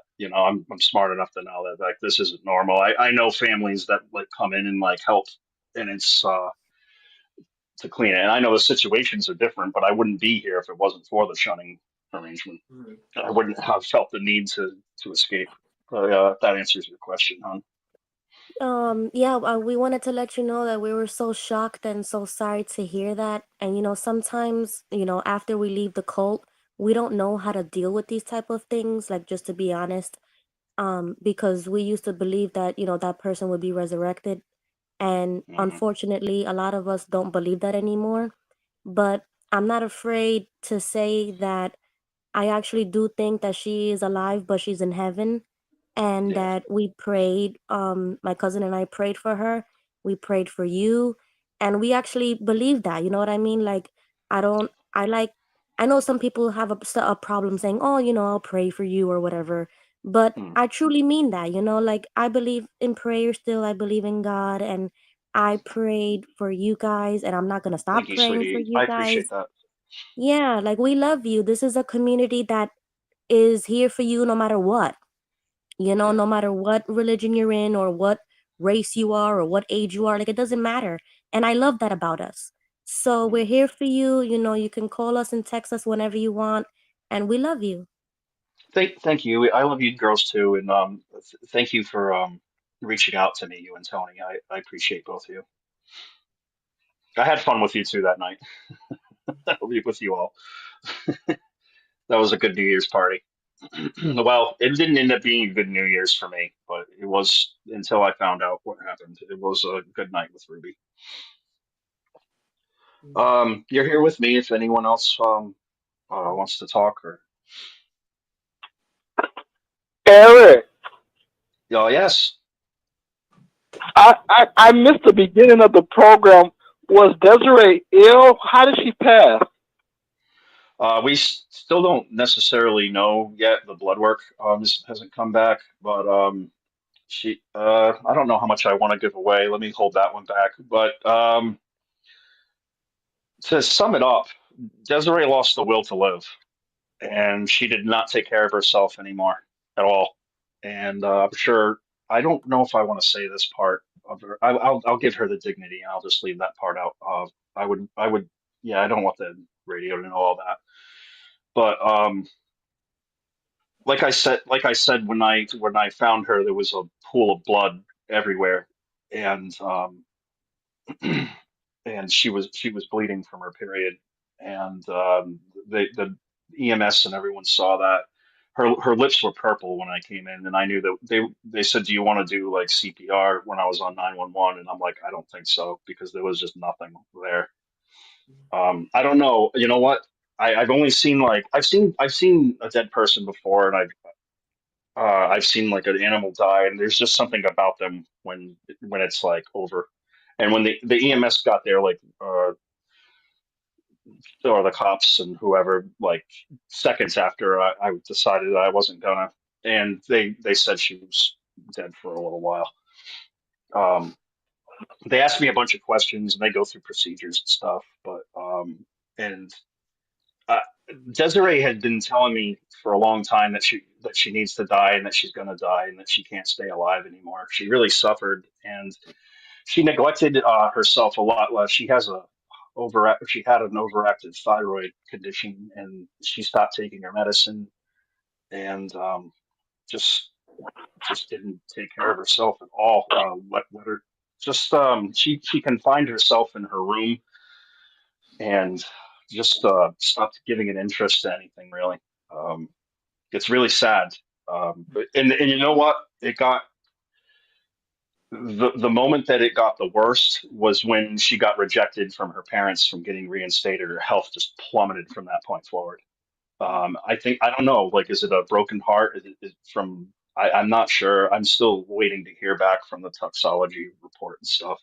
It definitely was not a suicide. The only pills we have in the house are gabapentin, and they're all counted for. So, like, there's not enough missing for her to have overdosed. There would have to be like 20 or 30 of them because this pill's not a narcotic. It'd probably have to be the whole bottle, like 100 of them. I mean, because I've taken 10 at a time, and I'm not abusing them. I did it when I was sick with something one time. It's a very neutral medication that just helps with a little nerve pain and anxiety or depression, excuse me. But yeah, I guess I'll find out. But in short, Watchtower really killed her because they just drove. My wife always showed kindness, and she was always getting the beat the hell up by everybody around her. She was never good enough for most of the people in her life, and there was just always something. Her mother really did a number on her. Sorry, Renee, but it's the truth. But yeah, I don't know the actual cause of death. Now, Eric, has your mother contacted you, or is she supporting you? I know you said she's a Jehovah's Witness, but I mean, has she called you? Not a single family member, including my inactive brother, who knows that the organization is BS, and he's basically a PMO fated person. Not one of them has called me. Nobody's texted me. Not a single family member, and I have a lot of them. Nobody, not my uncle, no one.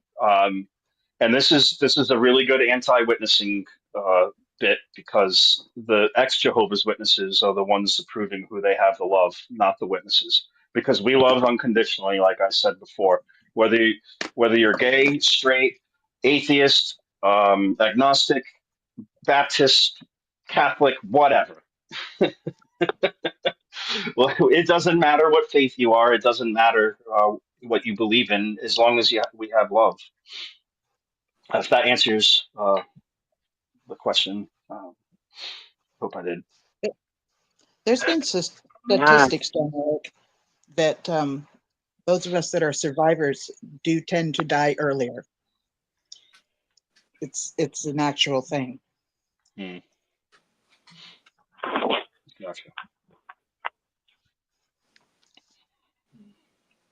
Hello, Harry.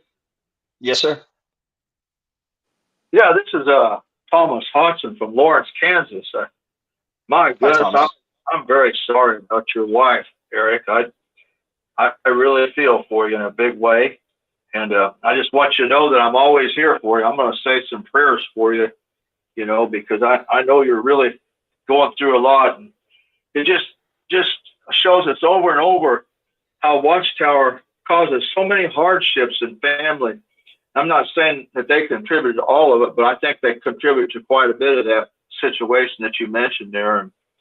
I just really feel for you. I just wish there was something more I could do for you, you know, to help you get through this thing, you know. I just want you to know that I'm always here for you. You can call me anytime.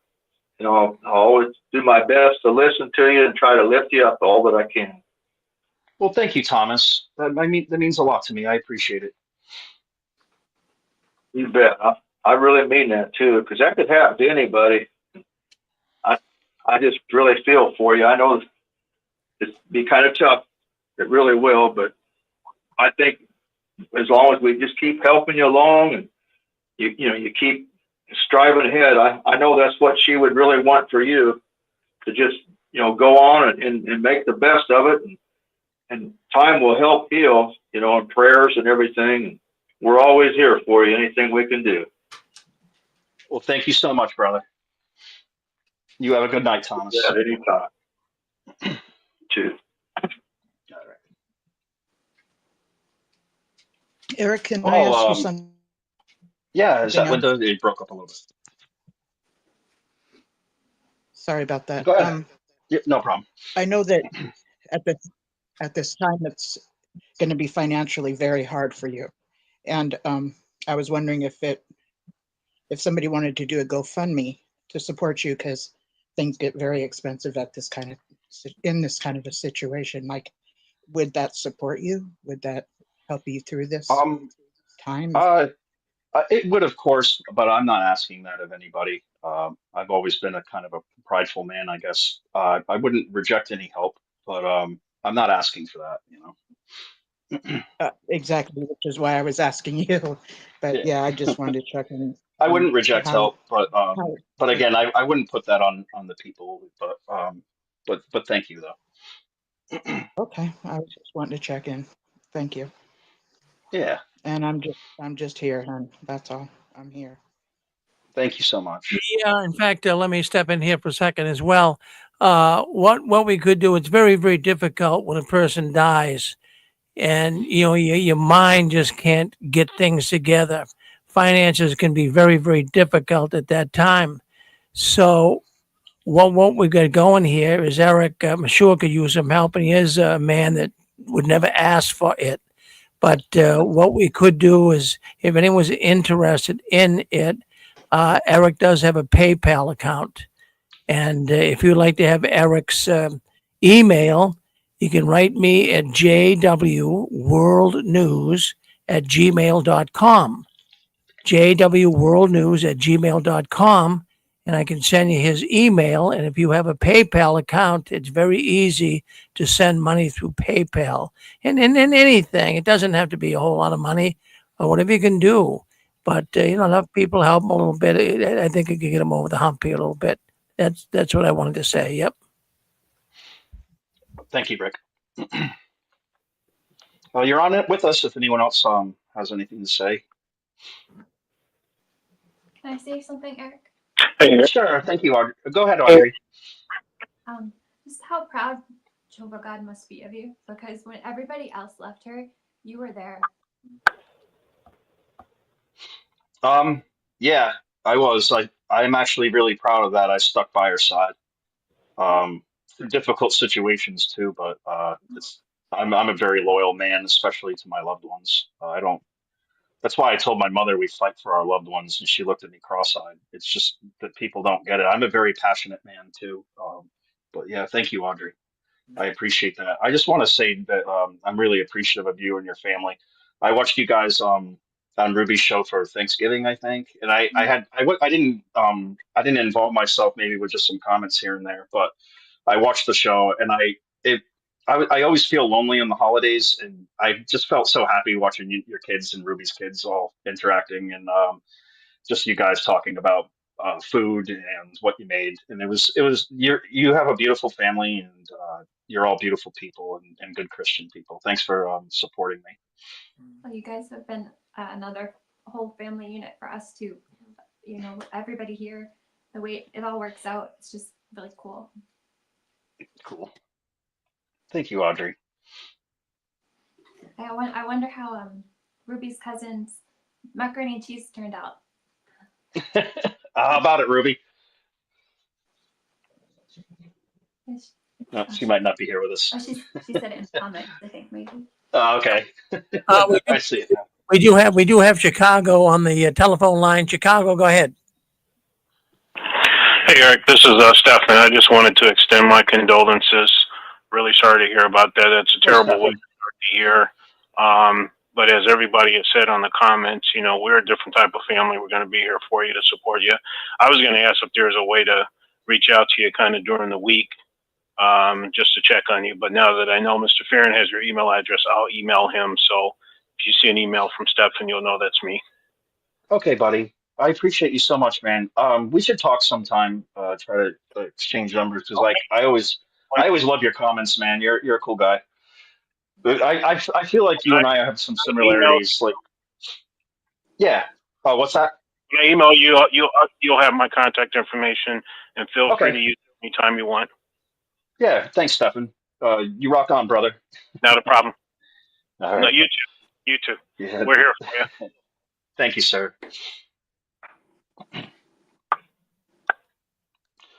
Well, does anyone else want to talk? I'm not going to steal the show because anymore because I don't have much to say. But if anyone else is on, yes, sir. Yeah, this is Tom. It's Hey, been Tom. a long time since we spoke. Is this Tom from New Hampshire? I lost. Yes, it is, sir. And I lost all my contact information and access to my old email. So now I definitely offer my condolences, and I definitely would like to get back in touch and continue where we left off. And and I just want to say, about this whole reinstatement arrangement. It is a wicked arrangement because these elders are. Hey, Tom, could you speak up a little bit louder, Tom? A little bit louder. You're muffled. It's like you're underwater. I'm sorry, I forgot my Bluetooth doesn't work. Oh, way better. There you go. All right, I want to offer my condolence and just let you know, hey, I lost all my contact information, so I haven't been able to get in touch with you. And but now I'm gonna try to do that again, and we can pick up where we left off. And so I just wanted to comment about this fellowshipping. I mean, reinstatement arrangement. Which the bad thing, the evil thing about that is these elders are expected to be judges whether or not you are repentant. And the problem is all it takes is one vindictive elder to claim that he doesn't think that you are repentant, and they can keep you from being reinstated for as long as they want. And it's wrong because only God, according to the Bible, only God has the power to read hearts, and these people are given that power, and it's wrong.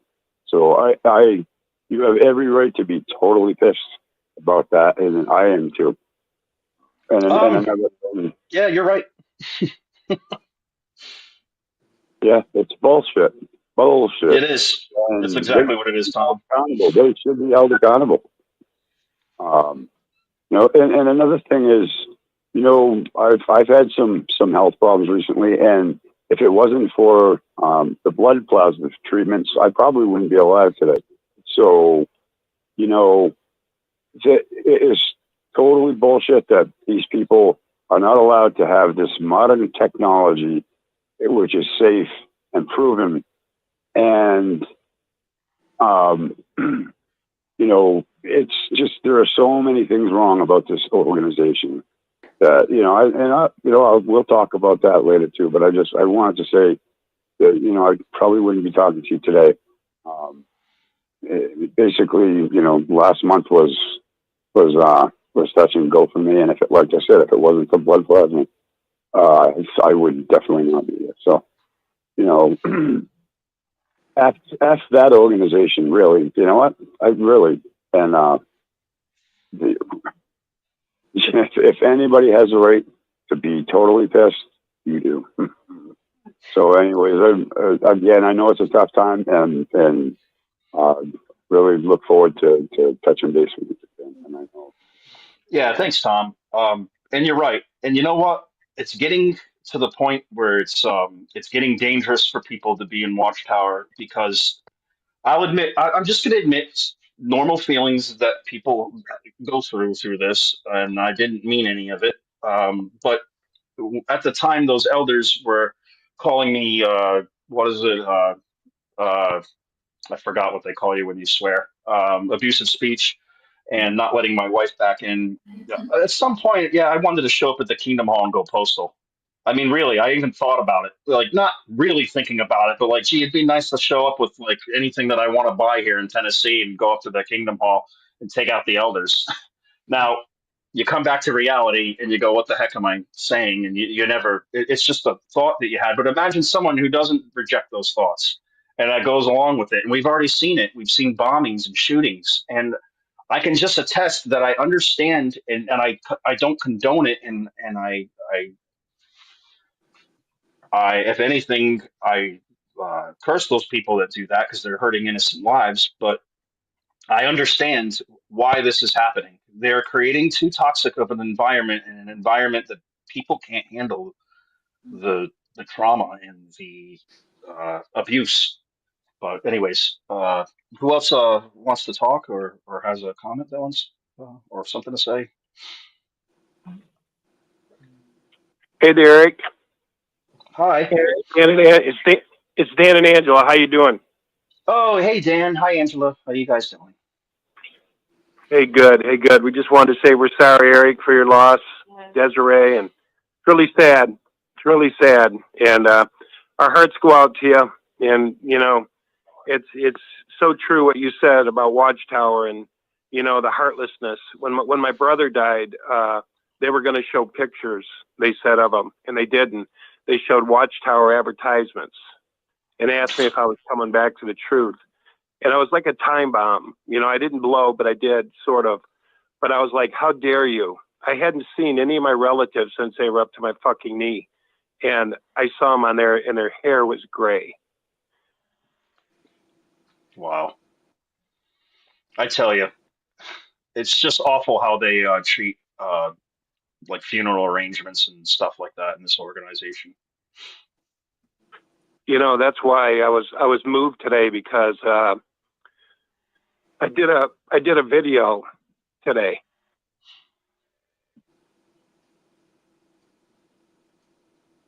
Are you there, buddy?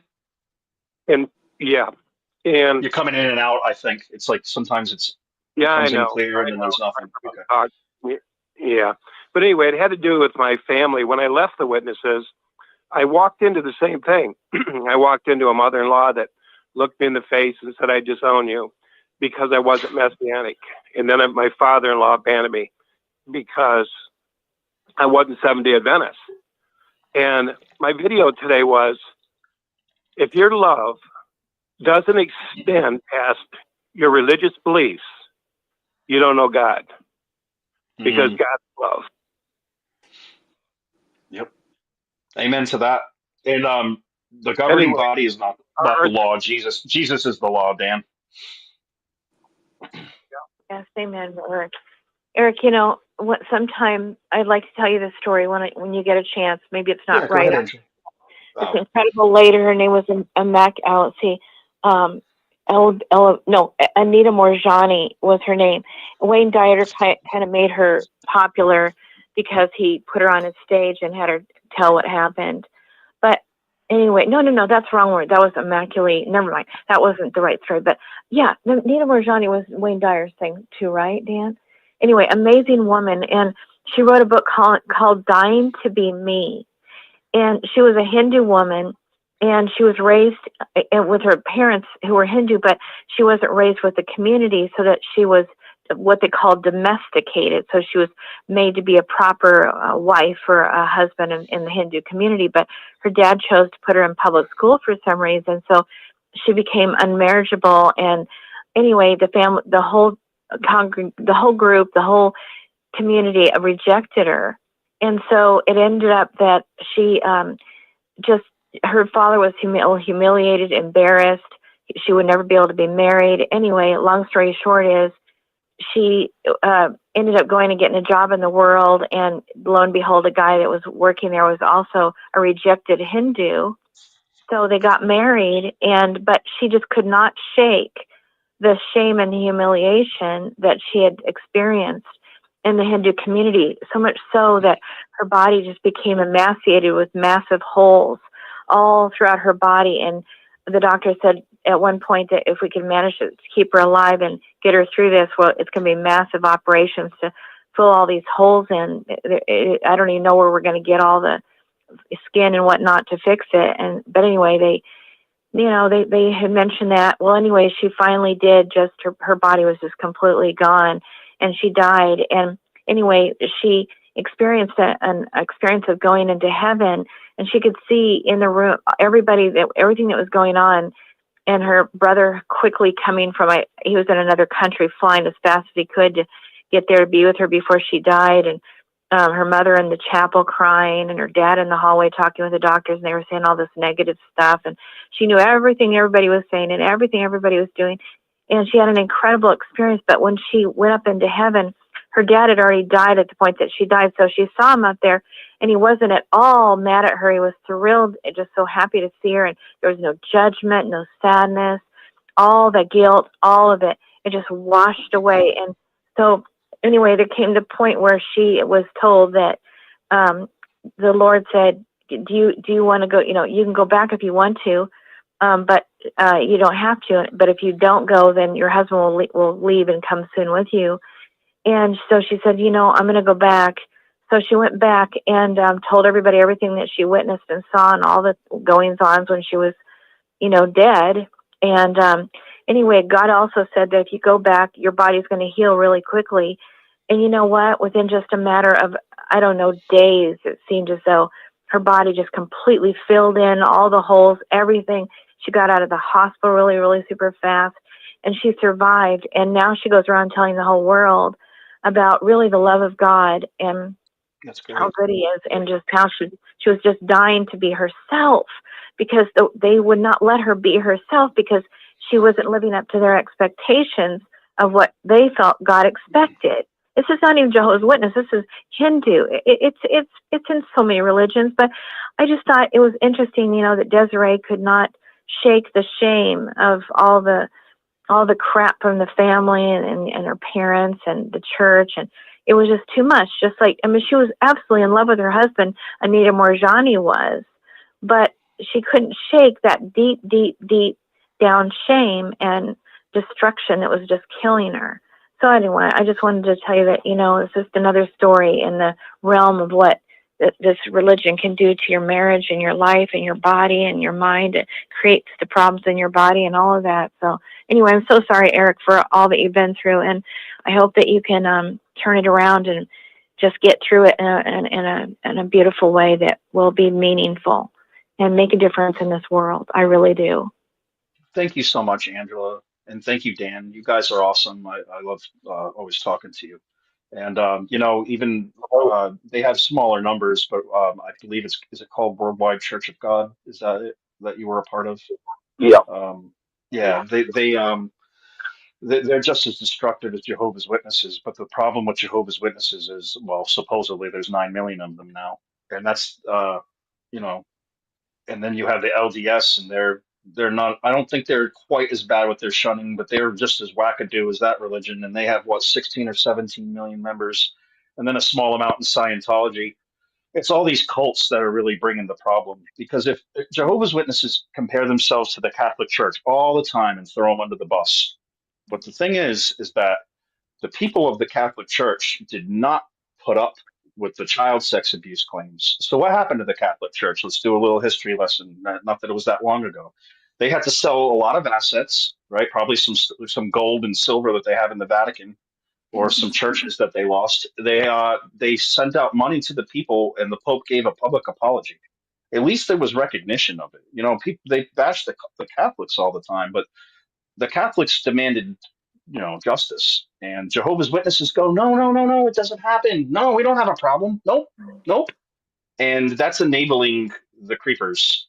And so when it says, the Bible says to get out of her, my people, if you do not want to share in their plagues and sins, I think that's what that means. They're guilty of breaking up the family. They're guilty of suicides. They're guilty of self-sacrifice to a blood transfusion, of not taking one. They're guilty of gosh, I mean, they got blood on their hands. That's something that Dan says all the time in the show. Your hands are soaked with blood. You're bleed. You've got blood all over you, and he's intense in his rants, and I love it because they do, you know. And anyways, that's what I think about that. If anyone else wants to talk on the phone lines or on our screen here.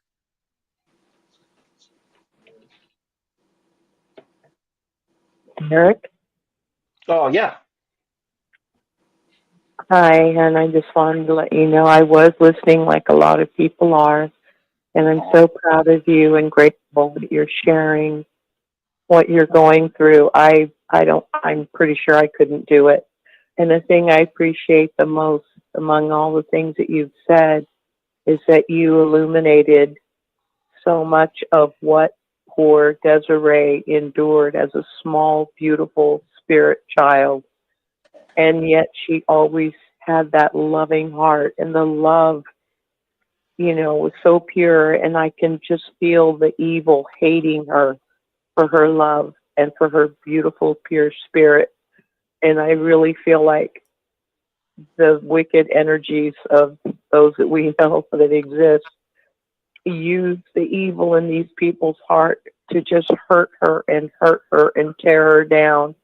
And it's amazing that your dear wife, was able to somehow survive as long as she did. And I'm so grateful that you were such a wonderful, loving husband, and to know she loved you so much. I'm sorry for interrupting. Oh, you're not interrupting, and thank you. I was opening up to the audience. You know what? You're not allowed to tell me you can't. Don't say I'm sorry anymore because you just did it again. We're both messed up, Anne Marie, and I love you. And I just want to make it public that she has called me. I think it's been every day or maybe every other, but quite often, and it's so appreciated. And I'm not expecting that out of you, but thank you for helping me in my time of need. We cried together, and I'm not crying right now. And I actually I didn't think I was going to be able to hold myself together, but it's amazing that maybe because it's public but when it's personal and I'm talking, I choked up with Rick and Anne Marie, and I appreciate you, Anne Marie, for crying with me and sharing my pain, and everyone else that's listening. I think Jerry's on with us. Linda, I talked to today. I can't even begin to name all the names because it's just too long of a list, and it's no disrespect to anybody. I'm really thankful for all my friends here with me right now on StreamYard. It's Anyways, so wonderful that we're all Eric, to be here for each other. just let Anne Marie finish, Jerry. I'm sorry. Say that again, Anne Marie. No, I'm just so grateful for the Six Greens family and for all of the ex-Jehovah's Witnesses. I call them Watchtowerites, that we're able to hear each other and understand each other and validate one another, and to truly be real and compassionate and supportive. I cannot imagine my life without the Six Greens family, because I was alone for so long. And to picture having to go through what you're doing, I look at my husband, as much as he makes me crazy. If I lost him, I don't even know what I'd do. So I just applaud you, and I'm so grateful that you were able and strong enough to come on and talk about your wife and your life and her life and how you met. And it's just so precious and so beautiful. Thank you so much, Eric. Thank you, Anne Marie. Love you. Yeah, go ahead, Jerry. Hey, Eric. Hey, I hate to do this to you, but can you hold on 1 second, just because I think Brad from Australia is on, and I know he has to work like in between. He might be on a Yeah, break or something. that's okay. Are you there, Brad? No, maybe not. I keep trying to. He keeps coming in and then getting kicked out. So go ahead, JP. Oh, hey, man. I just want to say, love you, brother. And you did a really good job honoring Desiree's life tonight and sharing her story and, all she's been through and that. But I was just kind of just checking in here. When I was kind of cleaning my room today, and I was going through some paperwork, and I actually came across the card that you and Des sent me. It's dated February 5th of 2024, so like not even a year ago. And it was just a short card, and you guys both wrote me a little note, but I just wanted to read the note that she wrote me, if Yeah, that's because I don't okay. even know what she said to you. I don't even think I know what she said to you, so that'll be interesting. Yeah, she just said, Jerry, thank you so much for your kindness, generosity, and friendship. You've been such a blessing for Eric to have someone to talk to like you. We don't talk too much, but I appreciate you. Wishing you blessings and love. Love, Desiree. Wow, that's pretty cool. Now I know it's just a short note, but just Yeah. reading that, that shows how much she really loved you and how much she was concerned that you had somebody to talk to and stuff. And so I was just, and that was a little less than a year after we met each other. I think we met like around April of 2023. And I enjoyed the conversations, we used to have with Desiree. It was very similar to like when I call Joe and Fran or Dick and Connie. Sometimes she was always on speakerphone and we would chat and stuff, and she'd be in and out of the conversation. And I know as time went on, she was on there less and less, but her health was going down and stuff. But I just, appreciated Des, and I really loved her. I know you did, man, and that's the name of your sister too. Yeah, and that's the name of my sister too. The only sister I So have we is got named that. Desiree. That was always something that was when we first met each other. I was like, "Hey, I got my sister's name's Des," and that's not a very common name, but No, not at all. that's There was yeah, a singer called Desiree, or I think was a hyphen. I don't know if she was pronounced. You gotta be big, you gotta be bad, you gotta be wiser. I don't remember who the artist was or like her last name, but it was or maybe it was just Desiree, like Cher. I don't know. But yeah, it's not a common name though. There's not a lot of celebrities that have that name. But hey, you can come back in, but we got Bob Roberts here, Brad from Australia. If you, yeah. I don't know if he's. Let's hear Bob. You here, Brad? Eric, let me step in here. I'm watching the control panel up in Massachusetts, and Bob Roberts somehow he's writing in the private chat, so it's not really being seen in the real chat. We have a private chat here that people write on who are on the show, but Bob, somehow you're writing in there. But if you would like to speak up, I do see you're backstage with us. I can unmute you. And if you want to speak up, let's bring you. Let's have you speak up. You're on stage right now, Bob. So go ahead and say hello to Eric. Hello, can you hear me? Hey, what's up? What's up, Brad? I'm not going to call you by your nickname. Yeah, fair enough. That's fine. I just wanted to say, like everybody else, I'm so sorry to hear the news. I was shocked when it happened and I don't know, I don't know how to process death super well. Probably the Jehovah's Witness in me that does that. But I just wanted to say that, I've got a unique position in that I'm on the other side of the world. So if for some reason you need to talk in the middle of the night or any time, play some games, shoot the shit, you let me know. I'm here for you, bro. Thank you, buddy. And it's really good to hear your voice. We talk on WhatsApp, or text, but we haven't personally talked, and it's great to hear from you. I hope you Yeah, and your you too. kids are doing okay, man. Love you. Yeah, love you too, man. Yeah, I'll see you. I'll see you on PS maybe. Definitely. All right, buddy. Yeah, but we should talk sometime soon and keep in touch, my friend. Yeah, absolutely. Yeah. See All you right, soon. you take care. Hey, well, before you go, how's the school going for being a lawyer? Yeah, good. I haven't started again for this year or this semester, but very shortly, February 1st is when I start again. So it's all going good. I'm doing well, getting high marks. It's all good. Well, cheers, man, and I'm rooting you on, brother. Thanks, brother. All right, take care. We need a See ya. lawyer in our EXJW community. Hell yeah. He's gonna pass the bar. This guy's wicked smart too, so he'll do it. He's got a good memory. He's got I don't know if you got a photographic one, but it's dang good. Yeah, Rick, I know you're at the control panel too. Is there anyone else in the phone lines or here with us on StreamYard that wanted to say something? Well, now's the time before Eric does end the program here shortly. If you'd like to say hello to Eric, hit *6. If you're on telephone line, hit *6.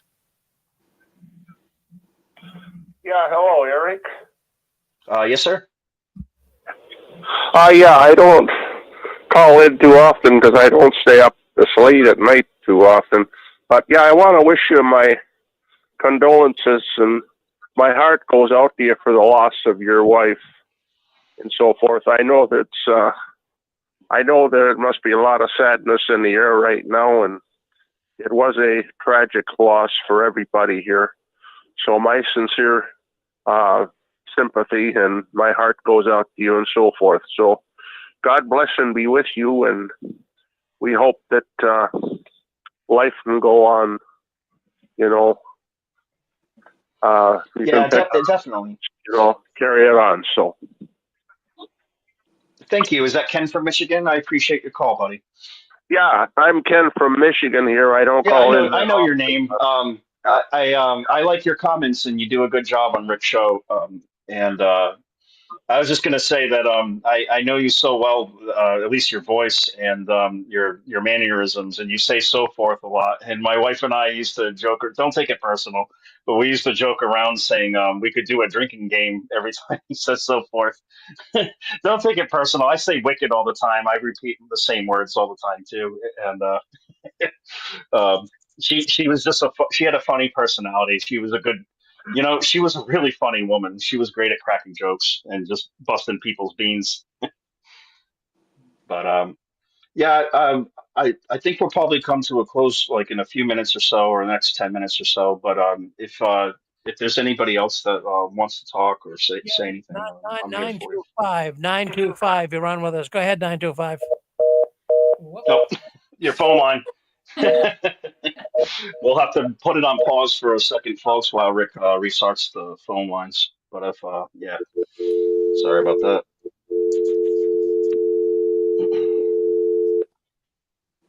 Yeah, go ahead and keep talking, Eric. It's going to take a second or so. But that was about it. Yeah. Anyway, that was about it for the phone line. So, but I'll get it started again, anyways. But let me just get in, and I've got to mute myself here so it doesn't create some issues. I'll do that. Just go ahead and talk to the audience, and we'll see. I think we had 1 or 2 more people. We'll go back and get them. So give me about 2 minutes. Sure, Rick, no problem. Does anybody online right here with me on the StreamYard want to talk, or because I'm getting tired of talking. I'm good at listening right now, but it's just been a hard day or week, I should say. I was just gonna ask what kind of food she liked to cook there that was some of your favorites. Her favorite to cook was what kind of curry? It was a red curry, and it was like a Thai food. It was mixed with like different vegetables like mushrooms and zucchini, and it was served over rice, and it was great.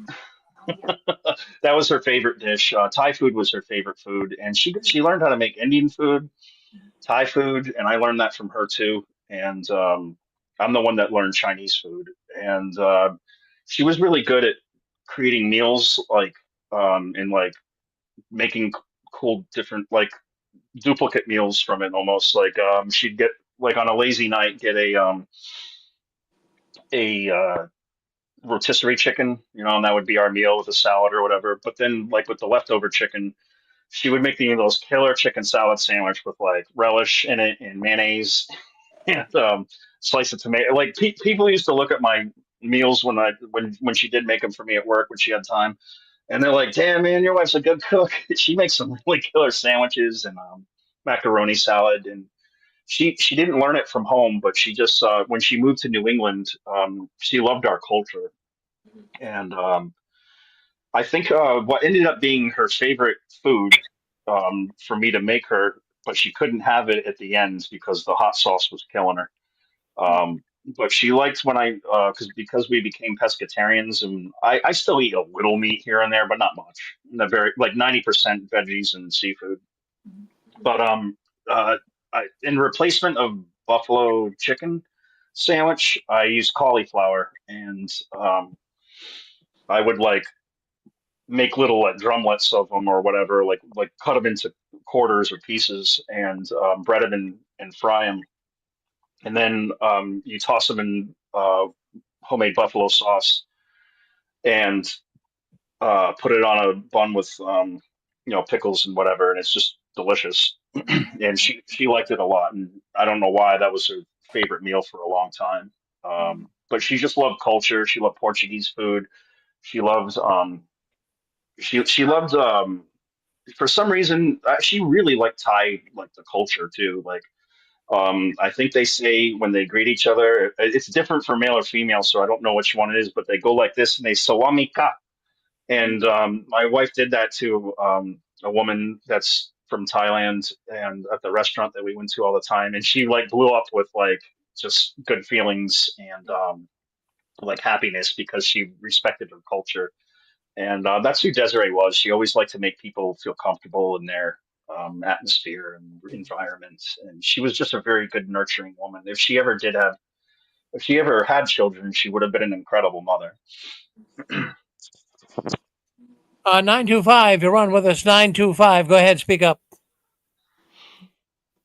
Hello out there. Hello, Eric. This is a pasta dude. Hey, pasta dude. I know you.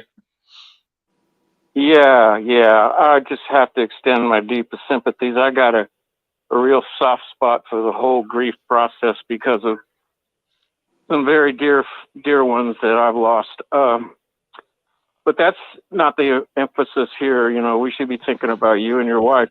I do want to say one thing that helped me when I thought I was falling apart, because I think you're naturally going to have some surreal days, and everybody grieves differently. But I was falling apart, and my wife, who this person was also very close to, she managed to square me up and say, he would not want you to fall apart. And so it really helped me a lot there to think about how true that was. And I'm sure that's true for you in terms of how she felt about you. So you probably don't even need that. You know it already, but I just wanted to kick in there and just extend my deepest sympathies toward you. And you'll be okay. We all care about you, man. So hang Thank in you there. so much, and it does mean a lot to me. It does. It's love, and I appreciate it so much, man. Thank you, brother. You bet. All my best, bro. Well, Eric, I know you're getting tired, and it's been a long week, and I'm really proud of you that you came on tonight and were able to tell your story of you and Desiree. All the people have been calling in, and boy, I'll tell you, our phone lines have been lighting up. Lots of people coming through our Facebook and YouTube channels. They love you, Eric. You got a big community here, bigger than I was even thinking. There's a lot of people that the ex Jehovah's Witness community. You mentioned it earlier, Eric. It's so much different than even the Jehovah's Witness community. And the Jehovah's Witness community, they talk a good game, but I mean, their actions speak louder than their words. They can talk a lot, but it means nothing. But look at the ex-witness world tonight, how we all came together, and we certainly all are wishing you the best, Eric. And you will do good. And I like what just a pasta dude said too. Desiree wouldn't want you to fall apart, and I know you're not going to fall apart anyways. You're going to come out nice and strong, and you're going to move forward, and life is going to be good for you, Eric. So you just keep hanging in there. Thank you, Rick. And who knows? I might be around for Who's Alive in 2025 convention. I'm still alive. What is it called? Still alive 2025. Sorry, Rick. Still alive in 2025. Yep. Well, I just want to say thank you to everybody, and to Audrey and her family. Thanks for spending some time with me, and Joe and Fran and Jerry, Linda. If I'm missing anyone, I'm sorry. I know I am. It's hard to do it on the spot. My memory sucks as it is. Thank you so much, everybody. In all honesty, I don't know how to express it to you, the love that you're all giving me. I admit I did receive a little love in the '90s, like early 2000, when I was in a situation with the hospital, um, and some Jehovah's Witnesses, not the organization, but some Jehovah's Witnesses took care of me. But and I do appreciate it. But like, what happened in the long run? He's not a witness anymore. Cut off the love. But we don't do that. We don't have a cult, and we don't shun each other. And we have a beautiful family here. And I thank you all so much. You're beautiful people, and I couldn't, from the bottom and the tops and all the sides of my heart, I can't express to you how much you all mean to me and everyone here in the StreamYard chat. Love you so much. Thank you. Good. Well, there it is. This was a special program here in the Six Screens tonight. And of course, that was our good friend Eric. He has a program called Awakening After the Watchtower. And of course, it was a sad week for Eric, a sad week for all of us, really. His wife did pass away, and Eric wanted to come on tonight and voice his expressions and his thoughts. And he knows he has a loving community here. So thank you all that have come on and wished him the best. That was so meaningful. And as I mentioned earlier, in times like this, people can get really disoriented with finances and difficulties and expenses. If anybody out there is interested in helping Eric a little bit, he does have a PayPal account. And if you would like to help him, you can write me at jwworldnews@gmail.com, and I will give you his email address. And if you feel that way disposed, you can actually give Eric a donation. Doesn't have to be a lot. A little bit from a whole lot of people could really help Eric right now. Well, thank you all for coming in tonight, and thank you for coming in on our other programs earlier tonight as well. We had a good audience. I want you guys to keep standing tall, and don't you guys ever give in, up, or out. We'll be back next week with our Six Screens program. Thank you very much.